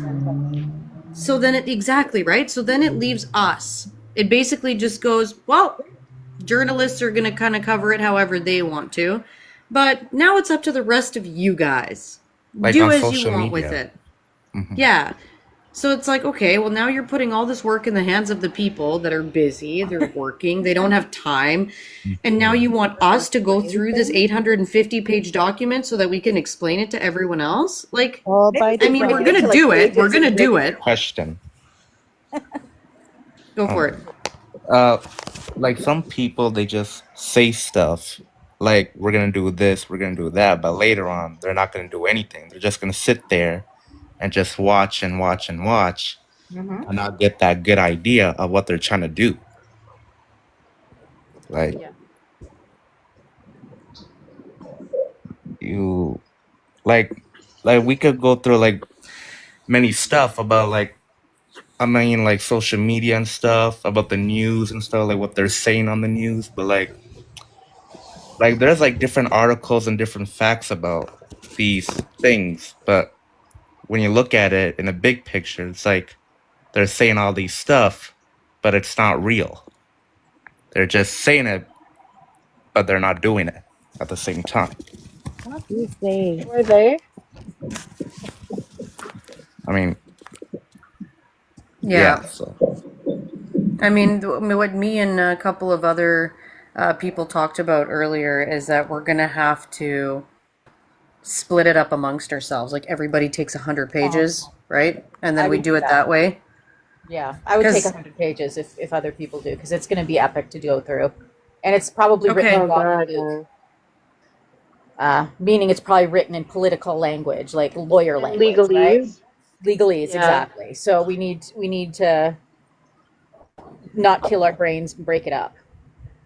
Okay, well, I've already got a couple of people that we were all talking about it on another live earlier, so I'll chat with them too, and I'll let them know, hey, we got another one of us. Because at first we were like, well, we got to do 200 pages each, and then other people were like, I'll help. So maybe we can get all of us down to like 100 pages each, or 50 pages each, or something. And then set a deadline, like a reasonable one, but set a deadline so that we can all converse about it. Maybe when we're done. Does that make And then sense? do a big live around it. Actually, that'd be Yeah. really cool. That would be. You should make like a Spark Notes or something. I have a Yeah, question. Cole's Notes version. Go for it. What do y'all think about the social media and the impacts what they're saying and what they're trying to do in the economy? Are we talking about a specific social media? Or are we talking about the general landscape of social media? Like what, The can you general, get a the little bit more general. specific? Can you like give me like ideas so I could like say it? I mean, Just a second, I gotta put my. Well, are you asking me about like what is the social media impact on economy in general? Because there's so mm-hmm, many different aspects to that, right? Like social media mm-hmm, marketing obviously is like the new form mm-hmm. of marketing. Yeah. It is the most successful type of marketing. It's where people see pretty much everything that they I mean most things that people buy nowadays, they look it up on their phones, right? You Mm-hmm. get commercials on YouTube, on TikTok, and all these other things for products and softwares and all kinds of stuff. I mean, yeah, and then also I in mean, political like, discourse, social media has become, it's taken over regular mainstream media news channels. So it is media, like it is I the mean, like biggest, people. most dominating media. I mean, like people do want to share what they want to believe. I mean, like for example, like someone shares an old picture of a protest claiming it happened today without knowing it was from 2 years ago. Like, Yeah, that's misinformation. That's yeah. misinformation. You know, the And if they knew the that it other was thing 2 years is ago, then it's disinformation. But if they put it Mm-hmm. out and they just didn't know, and then they say, "Oh yeah, Mm-hmm. that happened this day," that's misinformation. That's a risk when these things get done because Mm-hmm. that's And not a Yeah. fact anymore. And this is so, how actually, this is what that report was saying, that this kind of information, when it's false information that's being spread, it Yeah. can be disastrous. also, if Mm-hmm. Just you're look a at what happened with the protests in Montreal, where they said that Montreal was on fire and that it was the the protesters were the ones who had like done all of this damage. When we later found out, and nobody covered this, that actually it was a completely different group who had infiltrated this protest, and that other group was the culprits who did all of the damage, and that those protesters had nothing to do with it. yeah. Also, if you're Mm-hmm. a leftist, oftentimes when you're on social media and you're presenting something that's absolutely factual, you will be penalized by the social media company for spreading factual information and calling it, shading it as mistruth, where somebody that's on the right will put out actual misinformation on purpose, and that will be accepted as truth. the other thing Mm-hmm. is these so-called journalists that go on social media and claim to be journalists, putting out misinformation. And yes, Rebel News, I'm speaking to you. Um, To who? Just so I know. they, Rebel huh? News. What's What that? what news?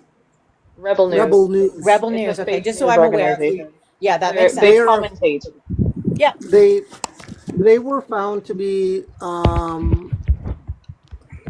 using other people's news, like actual journalists. They were using their news articles, but twisting the words so that it fit their conservative narrative. Oh yeah. And he was calling himself journalist. Ezra Levant used to own part of Sun Media, and he was forced out because of um, his over the top views and um, his he couldn't play by the rules. Like Doesn't know. there's rules in journalism, and he was always going outside of the parameters that were journalism. So they forced him out. Isn't he And like now the he's got this Infowars? Rebel News thing. What's that? He's like the Infowars. Like if you could compare him to somebody, he's like Mm. the American Infowars dude. Yeah. Alex He, Jones. he, Yeah. he's trying really hard to be like Fox News. Mm. That's Fox something to News. aspire to. Yeah, that's Wait. not how the news works in Canada. We try to be impartial, not partial. Exactly. But he's Uh, so impartial. He look up the video where he deliberately gets himself arrested. Oh yeah. He was standing on one side of the street during a LGBTQI rally, Ooh. and there were anti-protesters on the other side of the street. He couldn't get a reaction. He was standing on the anti-protester side of the street, couldn't get a reaction. So he walked across and antagonized the LGBTQ protesters to the point where the police arrested him. And then he looked at the Classy. camera and smiled like an evil little smirk. He's a little imp. He's a shit disturber. Totally. He is. That's all he does. It's just he's not even a journalist. He was getting journalism tax credits, and he had them pulled because he couldn't prove that what he was doing was actual journalism. That's kind of the fail, I feel like, maybe a little bit with the Liberal government that I don't want to say it's an outright fail, but for me, I really wanted to see them push down a little harder, fight back a little bit more. Like, no, this isn't going to happen. Yeah. Yeah. It's been a tough day for a lot of us, I think. I'm gonna close off the live in about 10 minutes here. But I do want to give everybody a chance to kind of say whatever they want to the audience about Don't do drugs. how all of this news is kind of hitting you, and what your take on. Yeah. Do you want to go in I order? might did something happen today? Yeah, the interference report came out today. It was a linked up or whatever term you want to. What happened? But you can nothing. A lot of nothing. Nothing happened. Nothing. That was that was the disappointing part, is that they basically said, yeah, there's some bad actors, but we don't really want to ruin their reputation, so there's no there was no traitors in government. The biggest threat to our democracy is mis and disinformation, and they stress that over and over and over again, that the biggest threat to our elections, the biggest threat to our democracy is mis and disinformation. And then they gave recommendations on how to deal with the misinformation, but that was it. That was it. Then there's people, Ezra Levant's right to broadcast, because that is someone who is such a conspiracy theorist, and like you want a male version of Daniel Smith. We can't hear you, or at least I couldn't hear you. Oh, like if you want a male version of Danielle Smith, that's who it is. Right there is Ezra Levant. I think they're besties. Yeah, they are actually. He seems to hang with all the cool people. Let's let everybody take like 2 minutes here to kind of talk to the audience and give some final thoughts. So I know, Jana, I want to kind of start with you because I know that you wanted to say something, and then I'll just pick another person and we'll go in whatever order I feel like tonight. I would say I've got a lot of knowledge of loss, and this is a loss in some ways because we were expecting so much from this, at least something, and it came out like a fizzle, and maybe we're going to find something when we read through it, but just knowing that no charges are going to be laid is a huge loss to me, because I was really hoping that they would find that something would happen. So just be kind to yourself. Remember that this is something that you're dealing with, and it can be really hard.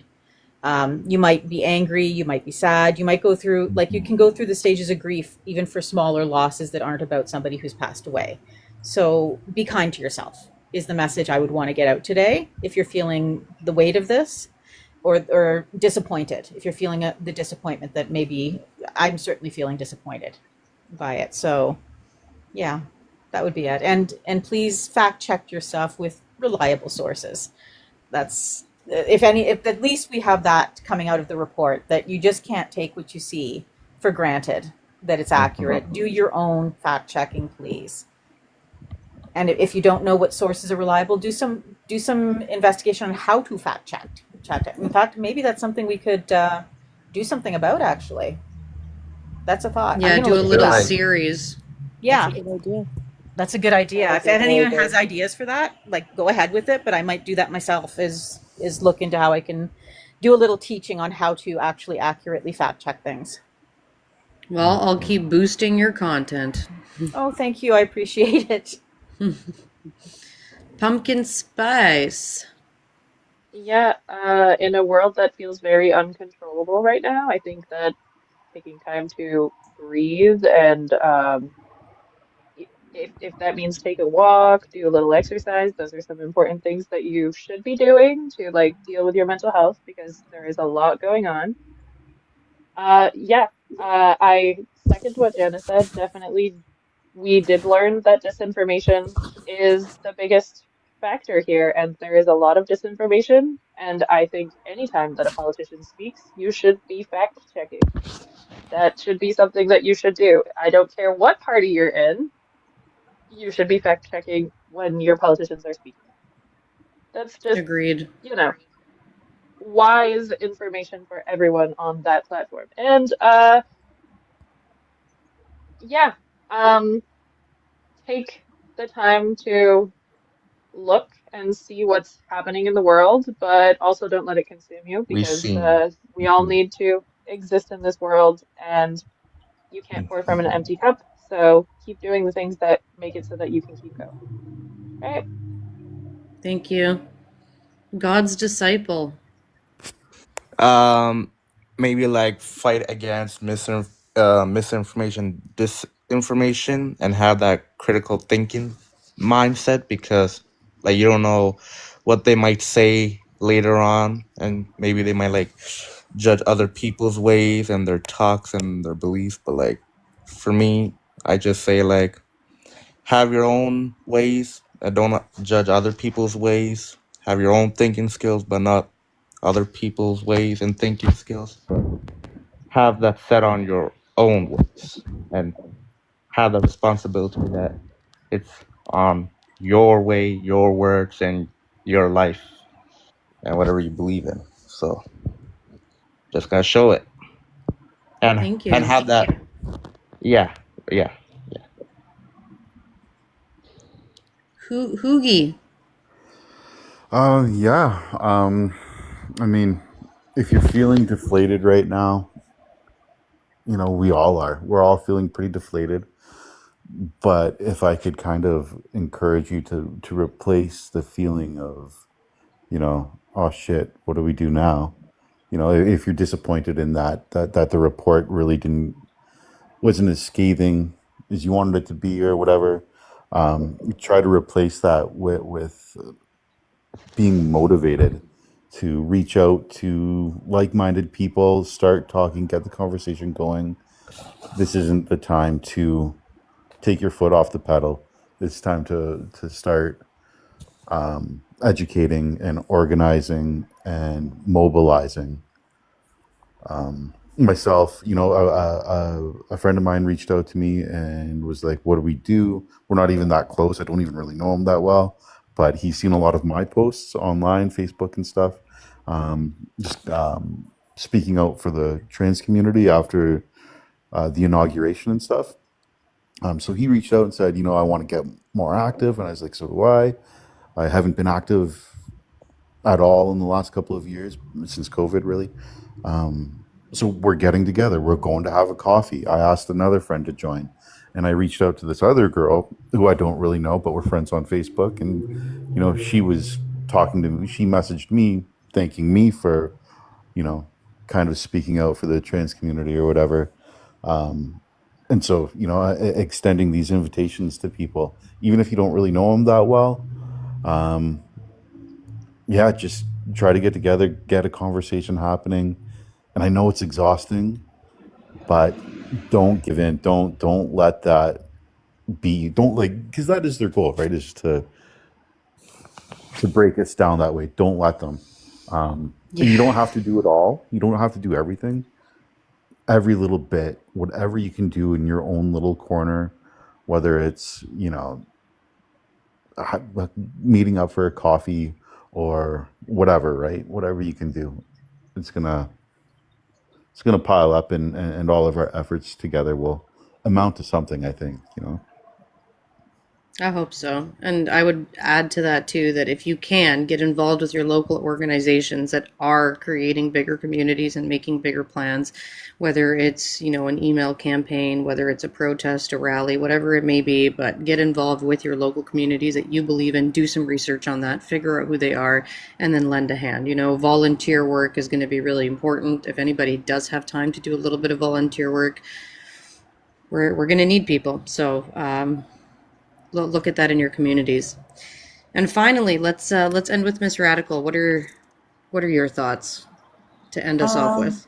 I gotta tell you guys, this inspires me a little bit more. This is why Beaver Politics exists.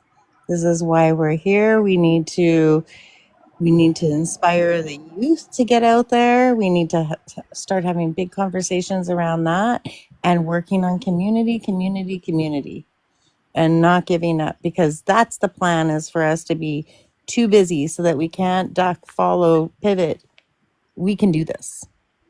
We can do this. And we just have to stay motivated and keep getting ready to fight and being knowledgeable, fact checking, being prepared to fight the good fight.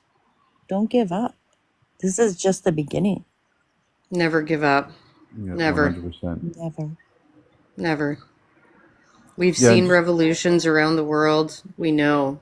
We know the power of the people, and they Wasn't know it too. so motivating last night? Like, I've seen all of these TikToks today about the people in Germany and the people in Georgia, and I just want to flood the streets like right now and Me and too, I think. join them. Yeah, it's time. Like, Why aren't we doing that? Like, seriously, I Because thought that's people what everybody here said. are too comfortable. We need yeah, to maybe get that's what we uncomfortable. have to start pushing for, is getting uncomfortable and doing it, and doing it Yeah, at the it's Look at the most Europeans. unexpected Like, time. it's Yeah, so time. what I'm trying to say is like Europeans have that in their history, right? Hmm. Canadians don't. Um, I don't know if I'd be doing what I am doing today if I wasn't somebody that was born in a different country that had a different type of government that came from dictatorship and corruption and oppression, so that I want to fight against these things no matter where I am in the world. And I'm Canadian now. I've been Canadian for 26 years. Hmm. Um, but it's because I've had my first 10 years lived in a different country with a different history. And being, I think that's why we're seeing these protests in Europe versus here, more Right. more so than here, is because they have that in their actual history. Like, we learned about 1930s Germany, but our Right. grandparents weren't there necessarily. They're a country that In Canada, we it's didn't it's that much. hmm? Like, we didn't learn that much. And at least when I was in school, we didn't learn much about German history. We learned the whitewashed Canadian history where the settlers were Yeah, the good guys. That's yeah. what I learned in grade school. I knew about Exactly. Germany because my brother was, and he was into Germans, my big brother, and it was really freaked me out a lot.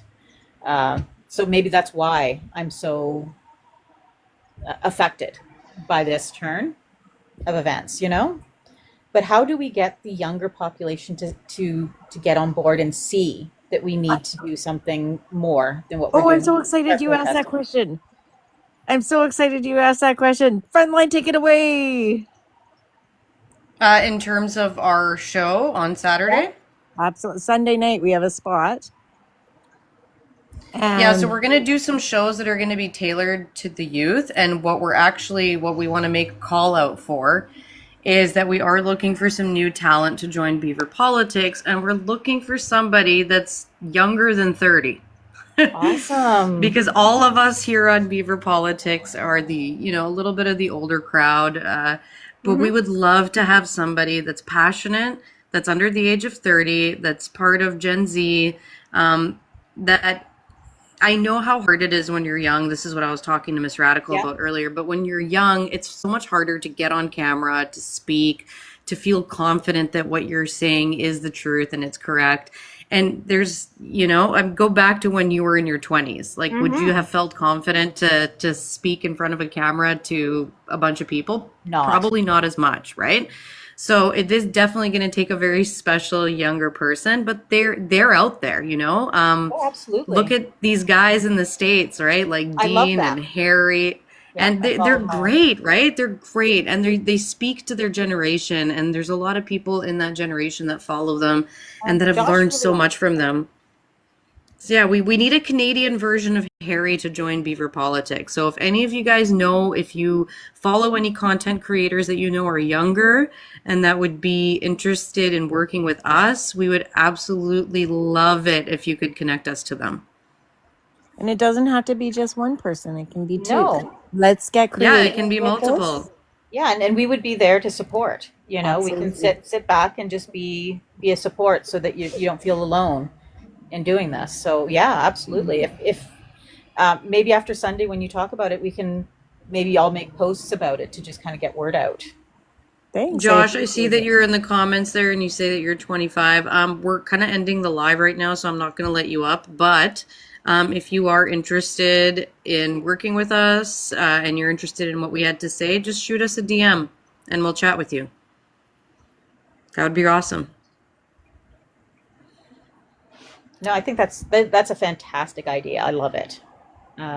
Yeah. I think you're gonna get some people from this. I do. I have a good feeling about it. There's a couple people that I don't know, they're young, like it's their first election they're voting, but they're like really passionate, and I've been seeing them pop up in my feed a couple times. It might be interesting. Oh my! Every time you see that, send it over my way. Just send me a DM. Yeah, no Either send problem. it to Beaver Politics or send it to Frontline Feminist. And there was one person in the chat who asked, "Where are you from?" And I just wanted to quickly answer that. I was born and raised in Romania, so yeah. I have to But ask you, are those beaver tails on your ear? They're so cute. Oh my gosh! Love them. I got earrings for the show. I need to get a pair. I I'm love so glad somebody noticed them. Good for Miss Radical. Somebody noticed them in the beginning too. Oh, did they? I'm obsessed. Yeah. But okay, guys, I want to thank you all so much for being here. And just before I go, I am going to remind everyone that's still stuck around. I know that there's only like 18 of you, but we had a lot more at one point. But if you're still here, just know that we are going to be going live every single day of the week. We have awesome shows lined up for the week. On Monday, we do Indigenous Matters. On Tuesday, I do this news hour. And sometimes I do open it up for an open panel like this after my news show. And Wednesday, we're doing Progressive Moose has joined the team. So he's going to be doing the grassy side or the mossy side. Sorry, the mossy side. Oh, I love that. And so that's going to be really good. Thursday nights, we have our general open panel, which I think, I'm going to host it. But at the end of the day, it's not my show on Thursday night. It's all of our show. So we all come together. Please show up for that. We'd love to have you up on the open panel. Friday nights is going to be nerdy with Polititalk, which is kind of a debate style night. And those lives go for hours. So she is a rock star. For me, I've been doing this for 2 hours and I can already my energy's already cutting out. I'm like, I need food. I need to take a break. But Nerdy has the stamina, she's got the stamina of all those American content creators that I've loved to watch for hours and hours and hours on end. She's absolutely amazing at that. So tune in on Friday nights. That pretty much goes on all night. So it's a great time to catch us. Saturday, we're going to have the Radicals. Yeah. And they're going to be doing pretty much everything from talking about human behavior, world events, connecting with youth, talking about culture. But that's going to be a really, really good show. And then Sunday, that's when we're looking for our newbie that we're hoping to join us that can hopefully be younger than 30, that has a chance to really connect with the youth. And I have to tell you a secret. Don't tell anybody. This is top secret information, okay? The missus is coming back. She's back. Who's back? Oh, that's amazing. Yeah, and she's going to be creating our first afternoon show. Nice. Our Sweet. first, she'll fill us in on Sunday on all the deets and everything, but I'm super stoked. I'm sure it'll be super interesting. So then we'll start building. Yeah, I'm stoked. Awesome. All right, guys. Thank you again so much for being here. Thank you for sticking around this long. I will see you guys on Thursday. Thank you, Have a good Frontline. one, You're everyone. amazing. Thanks for having us. Peace out. Thank you. Have a good night, everybody.